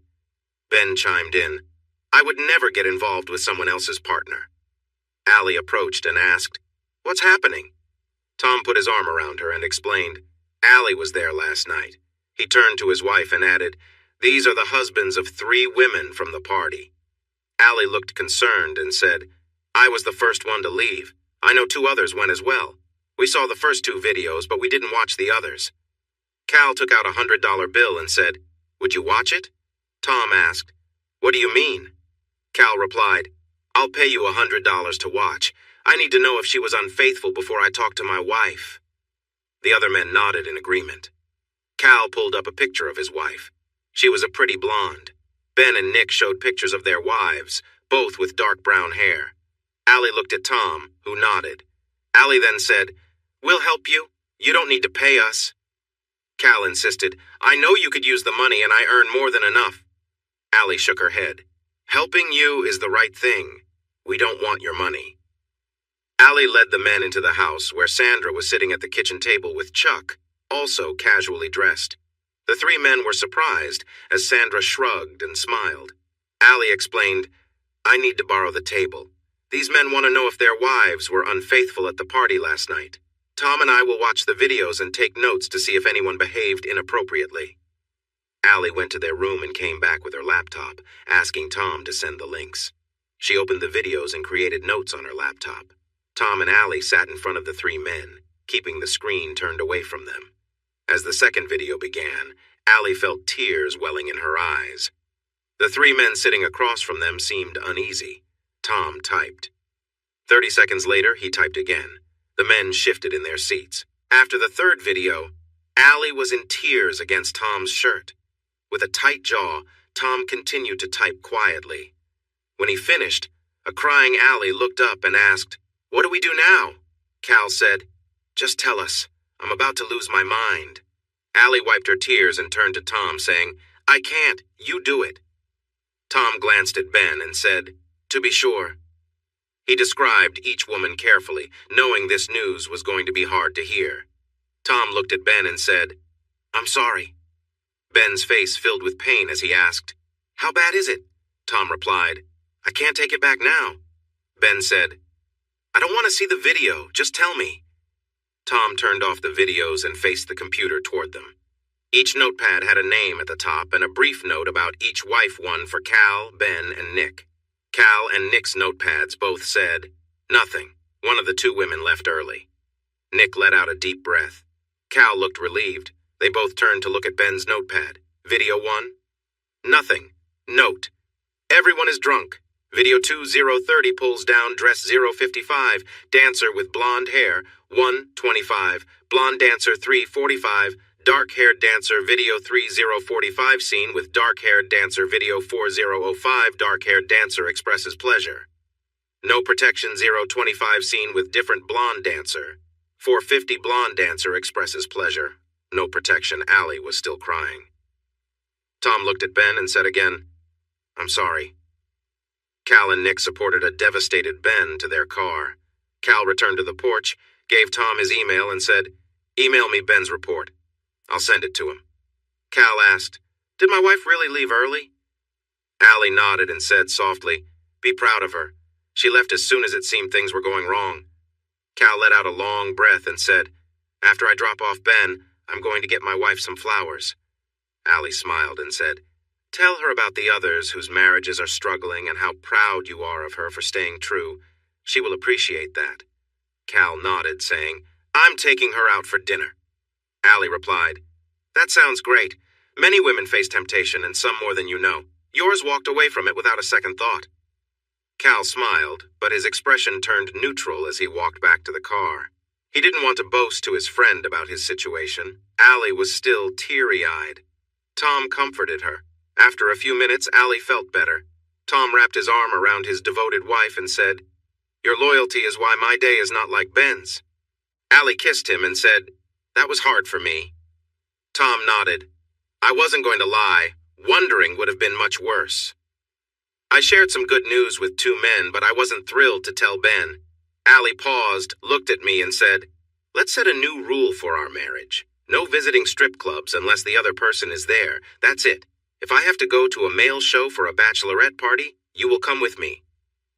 Allie continued, "I don't think it will happen, but if I do go, you will be there, especially if your mom convinces me. I don't care what people think. You are my partner, my support, and I will be there if you go to a female show." Tom agreed, saying, "My mom will never ask you to come, though." Allie laughed at the idea of Tom going to see a male performance. "I can picture you sitting there, so uncomfortable." Tom frowned. "That's not funny." Allie laughed harder. "Oh, yes, it is. It's very funny." She calmed down a bit, still grinning, and said, "Love you." Tom responded, "Love you too." Later that evening, Allie was propped up in bed, feeling close to Tom. She grabbed her phone and showed it to him, pointing to Patterson Art College life models. Tom nodded and asked, "Only in a classroom, right?" Allie sighed. "I want to pose privately, too." Tom replied, "I'm not comfortable with you being alone around artists at private events. Most are nice, but there are a few who aren't great." After thinking a moment, Allie suggested, "What if I ask you about each event beforehand, and if you're free, you can come with me? I promise to check with you first. I love this new side of me and being seen by others." Tom considered it and said, "Only because I care about you so much and you keep showing how wonderful you are." "Okay, but only if I'm with you for any private posing." Allie smiled and said, "Deal." He paused for a moment and added, "Maybe I should just call you Loyal Allie." Allie liked that. I am loyal. You have no idea how happy I feel every morning when I see how much you love me. All you want is for me to love you back, and that's an easy choice for me. Tom asked, "Why are you so interested in private posing now?" Allie explained, "I read about some private events where models were in amazing places. One woman posed in a beautiful old mansion all day, and another at a lovely garden. I want to experience something like that. I feel free when I'm not wearing anything, and it's something I discovered after prom. I'm cozy right now."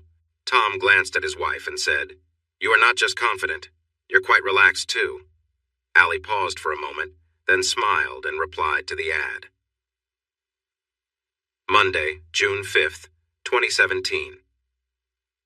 Allie was waiting for Tom to come home after his shift at Sheetz, where he made sandwiches. Earning $9 an hour was a start, and they would need extra money, even if her school costs were covered. She was set to begin her waitressing job at Grady's Diner the next day. Tom entered the house and noticed that Allie was working in the kitchen, preparing a chicken dinner.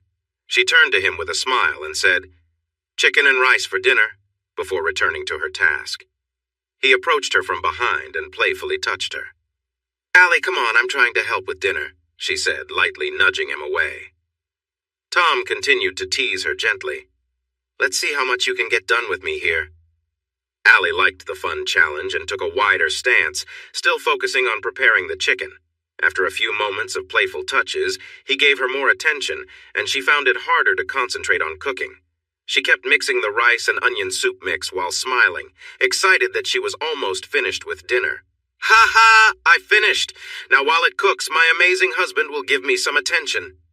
He playfully nudged her, showing he wanted to be close, gently encouraging her to enjoy the moment. After a few minutes, they shared a lovely moment together. Allie then retrieved a towel and remarked, "Only someone truly in love would enjoy this feeling. I must really love you because this feels nice." She smiled at him, playfully dancing away, and said, "Grab the plates. Dinner is ready." She turned towards him, and Tom gazed at Allie, admiring the woman he loved so much. She grinned, loving the way he looked at her with affection. He finally said, "You are just so beautiful to me." She felt warm inside, completely enchanted by his words. An idea began to spark in her mind as she glanced over towards the living room, hoping her day would continue well and that her mom would not come home early.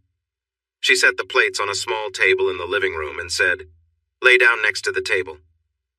She grabbed a few large cushions to help support him and then gently laid him back down, starting to give him a good rub. He looked confused and asked, "What?" Once he felt better, she sat down beside him and began to cut up the chicken, feeding him a piece and taking one for herself too. He smiled and relaxed, enjoying the time spent with his loving wife. When only the rice was left, she stood up and moved the plates to the table as he took his seat next to her. She laughed and said, "I just had to be with you like that, and dinner was almost ready." She giggled and added, "Besides, it was fun, but I couldn't feed you rice while you were lying back like that. You would have ended up covered in it." He smiled back and said, "I was surprised I felt better. You really know how to take my energy." She smiled and replied, "And making you feel that way brings me joy. Never doubt how much I care for you." After dinner, Allie went to the bathroom to freshen up. When she came out wearing just some sporty shorts, she said, "Time to head to Patterson Art College." Tom asked, "Did you forget something to wear on top?" Allie shook her head and said, "Nope. Any place that allows men to go without shirts, I can too. And I choose to do the same." As they entered the art building, Allie wore only her sporty shorts. Tom held the door open for her, and they walked into the lobby, catching a few curious looks. As they walked down the hallway, she reminded a security guard that women had the right to be without shirts if men could, and there was no sign preventing men from entering without a shirt. They arrived at the art room about half an hour before class. Inside, an instructor at a desk looked up and laughed. She said, "You must be our new model, or someone just walked in to take off their clothes." Allie smiled and said, "Remember the agreement. I don't need to wear anything between classes or poses as long as I'm in this room." The instructor introduced herself as Angela Torres and remarked, "I see you're quite confident." Allie nodded and stretched, enjoying how it felt to be free. She said, It feels natural and nice. I love being myself and I'm not sorry for who I am. But remember, I am married and will not pose with any man or touch anyone inappropriately. I'm a loyal wife who wants to grow old with my husband." Angela nodded and assured her, "You will be posing alone tonight. I will make sure no male models are present when you pose." The first student to arrive was a woman in her 40s, about 5 feet tall, with a simple face and dark brown hair and a braid down her back. They looked at Allie, surprised, and asked, "No robe?" Angela replied, "She's not shy and likes to show off a bit. The agreement is that she doesn't need to wear a robe, and we get a beautiful new model. Our original model for tonight canceled, so we are lucky." The second person to arrive was an older man in his late 60s. He smiled, always pleased when the model turned out to be someone beautiful. When all 10 students were behind their easels, Angela introduced Allie. "Class, this is Allie, who will pose for us today." She pointed to an empty easel and said to Tom, "Part of the deal is that you also take part, Tom. You won't get credit, but when Allie poses, you'll draw your lovely wife." Tom smiled and took his place as Allie walked up onto the stage. Angela instructed her, "Allie, start with a simple walking pose with your arms slightly bent." Allie held the pose for 10 minutes wearing a warm smile. She clearly enjoyed it. Tom began by drawing Allie in charcoal before switching to a pencil. He did well in art, generally getting A grades, but not as well as Allie, who had won many awards. During a 2-minute break, Allie walked over to Tom to see his work. She enjoyed being close to him, and as the break was ending, she gave him a gentle kiss on the cheek before taking her next pose. Angela asked her to sit on the edge of the stage, like the thinker. Allie followed the same routine for each pose and repeated it for her second class. As she was leaving, Allie kissed Tom on the cheek and said, "Thank you for letting me follow my heart. I had an amazing time and loved every moment of it." Tuesday, June 6th, 2017. A thick envelope arrived for Allie. She noticed it was from Movie Max and called Tom over to take a look. Inside were 2 DVDs with a simple label that read, Allie Calvert Raw Video. A third disc was labeled, Allie Calvert Highlights. Allie put one of the DVDs in the player and pressed play. The first DVD showed all her raw videos marked with a changing watermark and timestamp. The second was the same. The third DVD contained the program that was meant to be aired, which also had the watermark. There was a note on Movie Max letterhead. "Allie, as promised, here are the videos. These are not for sharing and are watermarked with extra security features to track any copies. They are for your personal use only and are not for public viewing. If you are interested in more work, we would like to discuss it with you. You could be fully body painted as a waitress at Wonderful Mexican Grill in Carmel. Additionally, there may be opportunities for background roles in upcoming projects." Tony Smith Movie Max. Allie showed Tom the note, and he responded, "The first one sounds good to me, as long as I can be one of the customers. I need more information about the last 2 opportunities." They looked up Wonderful Weekly Woman. It was basically a typical streaming photo session. Tom shrugged and said, "So far, so good, but I need all the details since this might involve travel and other unexpected things." Wednesday, June 7th, 2017. Allie emailed Tony Smith back. "I spoke with my husband about the 3 opportunities. He really likes the first one as long as he can be one of my clients. Let's work on that one. Maybe turn it into a charity event." The Wonderful Weekly Woman sounds interesting, but I have many questions about what will happen. I don't mind being in front of the camera, but I would need a schedule and a clear idea of what is expected. Regarding the extra work, that would depend on personal situations, including timing and location. Allie Calvert, Friday, June 9th, 2017. Tony Smith replied to her email. "We will set up the body paint program in the next few weeks. We have already arranged for the same charity to receive donations if you can share your tips. The Weekly Wonderful Woman involves a video shoot that includes a still photographer. We would fly you to New York City for a 2-day shoot, and after that, you'd be the star of a formal dinner event, where you would wear your birthday suit. You would also meet TV stars and other celebrities and even dance with them. The extra work would be arranged on a case-by-case basis. We film in Los Angeles, New York, and Martins, Georgia." Tom Smith, Allie emailed back. "I'm looking forward to the body paint charity event. I only dance with my husband, so I will have to decline the wonderful weekly woman opportunity, especially since I would be without clothes. I have set boundaries in my marriage, believe it or not. Yes, I know it sounds funny coming from someone who enjoys being in front of the camera. Please keep me updated on any opportunities in Martins, Georgia. That is where I will go to college this fall. Allie Calvert. Saturday, June 10th, 2017. Amber arrived at 9 in the morning waving to Allie, who was enjoying the morning sunshine on the front porch and smiling. Allie smiled back at Amber when she noticed her friend. Tom came out, saw Amber, and went back inside to let everyone know she was there. Allie invited Amber into the living room to discuss their plans for the day. Amber asked, "So, remind me of the themes I'll be posing for again. I remember something about robes, so I brought my nice one and my comfy one. I have some work outfits and some sports clothes. I don't recall all the details, but I hope to cover most of it." After discussing the themes, Allie suggested that many of the photos would look better outdoors. Allie, Tom, Sandra, and Ann all stepped out of the house with their cameras. Amber thought for a moment and then said, "Well, I'm sure you can all take a few pictures while dressed. Then I will change out of my sports shorts so Ann can capture the one item at a time theme. After that, I will take off my underwear to explore the bottomless idea." Amber posed as she planned, going through each step until she was bottomless for 10 minutes for the walking and near a tree themes. She then removed her shirt, standing in just her bra for the one item off theme and the near a tree theme. Next, she took off her bra for various themes involving nudity. Amber felt comfortable moving around the house for posing since the road was far away and no one driving by would likely see anything. Amber said, "Being naked is fun." Tom looked at Allie and said, "Everyone around you ends up undressed." Amber shrugged and replied, "Well, the amateur night idea was mine, and that is how this all started. It's not all Allie's fault."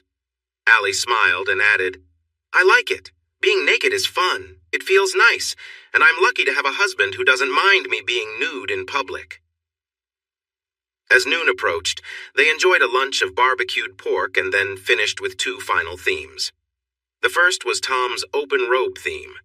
Amber went to her bag and took out 2 robes, a red silk one and a pink fluffy one, posing at the bathroom door as if she had just stepped out of the bath, ready for a cozy evening. The second was Sandra's theme called Working Woman, where Amber posed in work-related situations. First, she pretended to be a hotel maid, posing with a scrub brush and some cleaner in the bathroom setting. Then she pretended to be a carpenter working with some scrap wood. As they were finishing up, a blue Mercedes pulled into the driveway. A woman with dark brown hair stepped out, looking upset, and walked straight toward Tom and Allie. She shouted, holding a bright yellow envelope, "You did this to me! I don't want a divorce! It was just a mistake!" Tom stepped in front of Allie protectively and said, "Are you Ben's wife? That makes it twice, actually." Madison shot back, "I was drunk. It was a mistake." Allie stepped forward, now that it was clear the woman wouldn't get aggressive, and said, "I was drunk too, but I left the room as soon as things seemed wrong."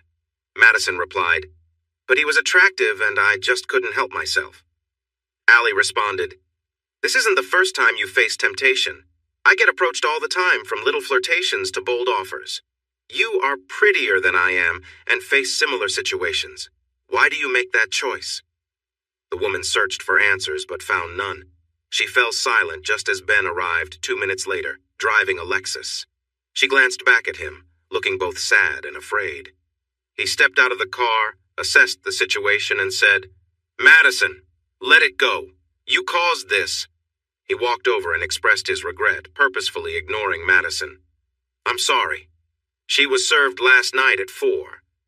Madison began to cry, saying, "It was just that night. I don't want a divorce."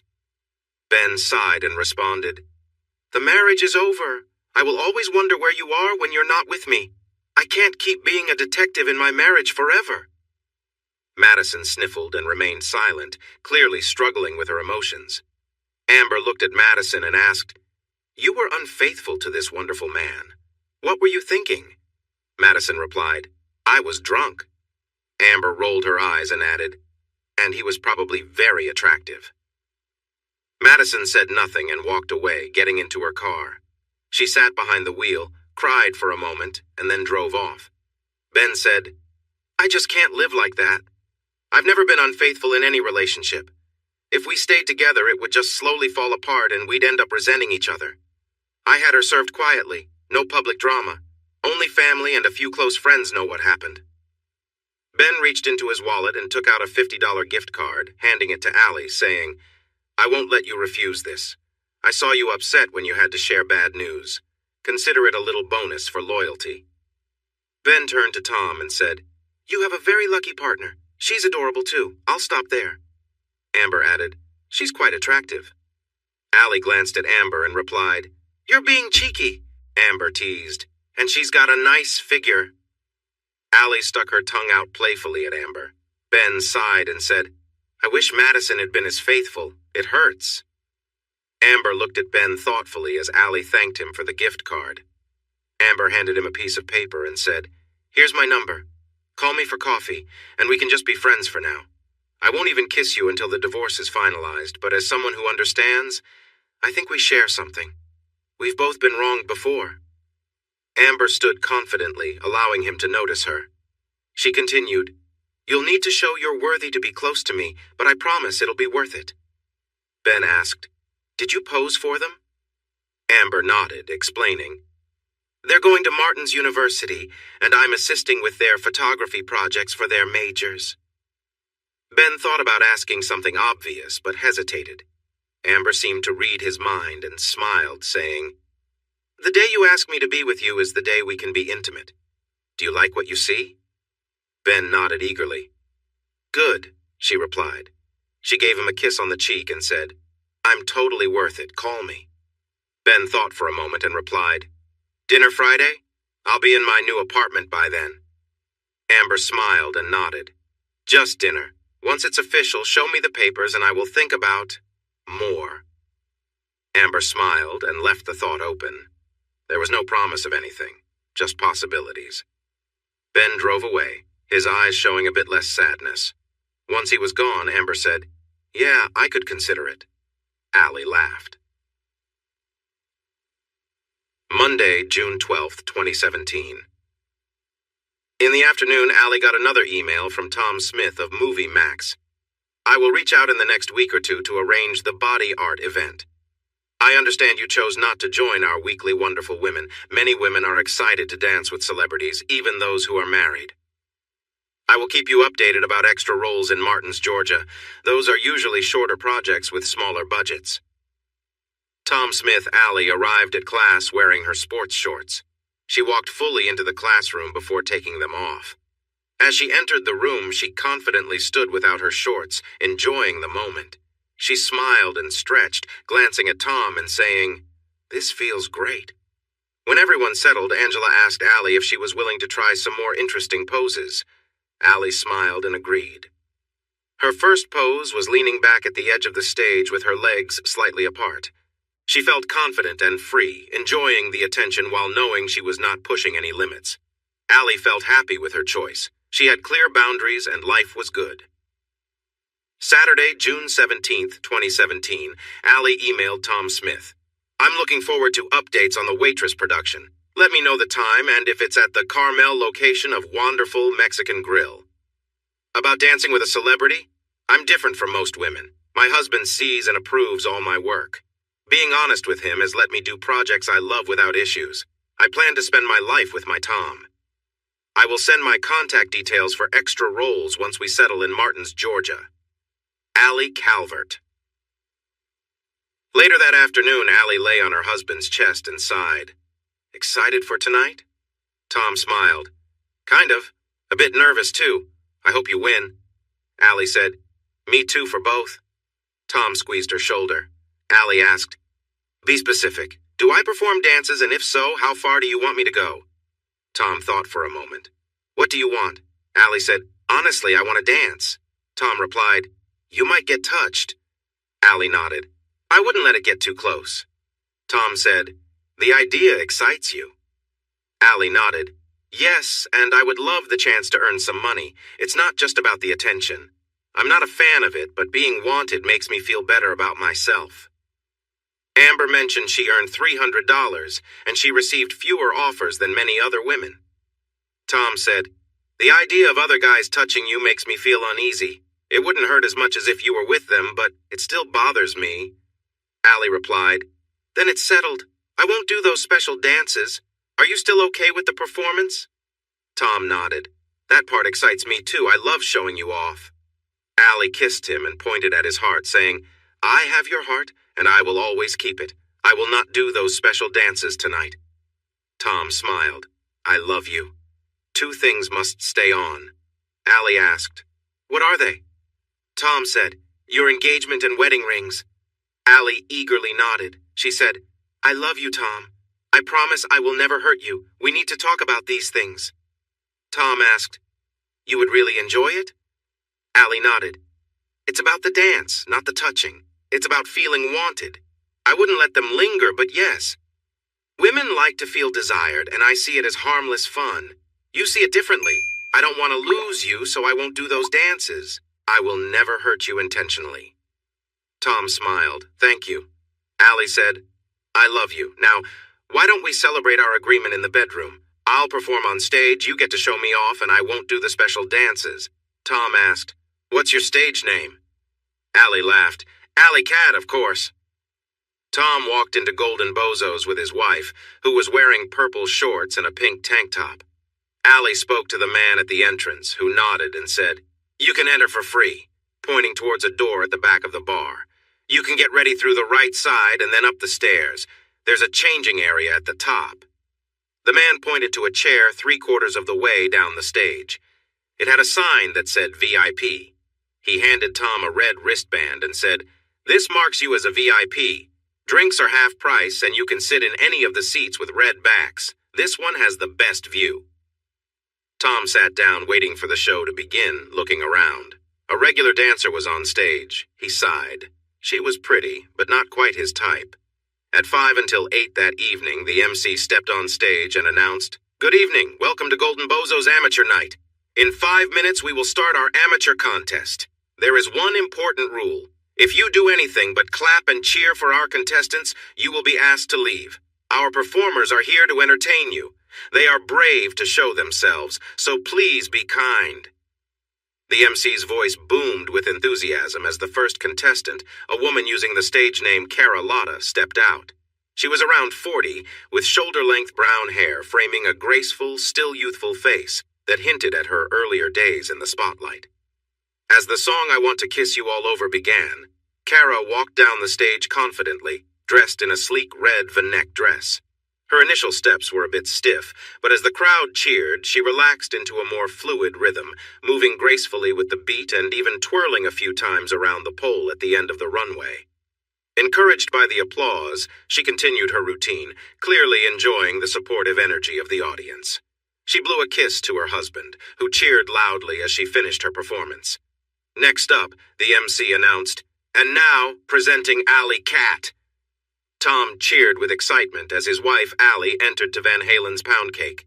She sported loose shorts and a t-shirt over a bright bikini and brought an upbeat, fun energy to the stage, moving with light, quick steps to the end and then back.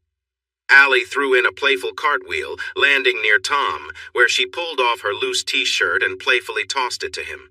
With a cheerful smile, she twirled around the stage, matching the beat of the song, and then slid off her shorts, tossing them to Tom as well. Her routine continued with lively moves, like cartwheels and playful rolls, bringing her back in front of Tom, where she invited him to untie part of her top. Tom, laughing, gave a gentle tug, and Allie spun back with a bright smile. She finished her act with a final handstand, then rolled to her feet, beaming as she exited the stage to the sound of cheers and applause.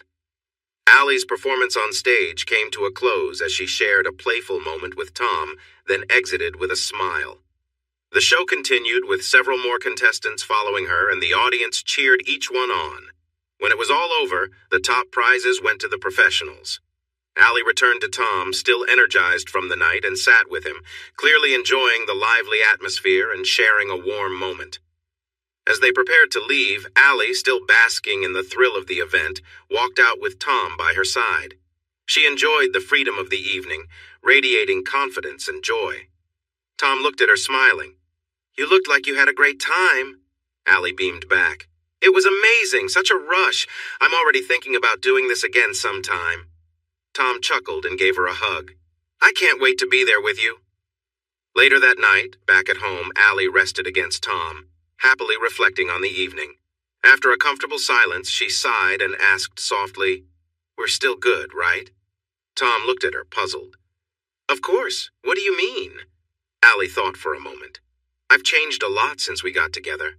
I'm not quite the same person I was when we got married. I feel freer, but I want to make sure we're still on the same page."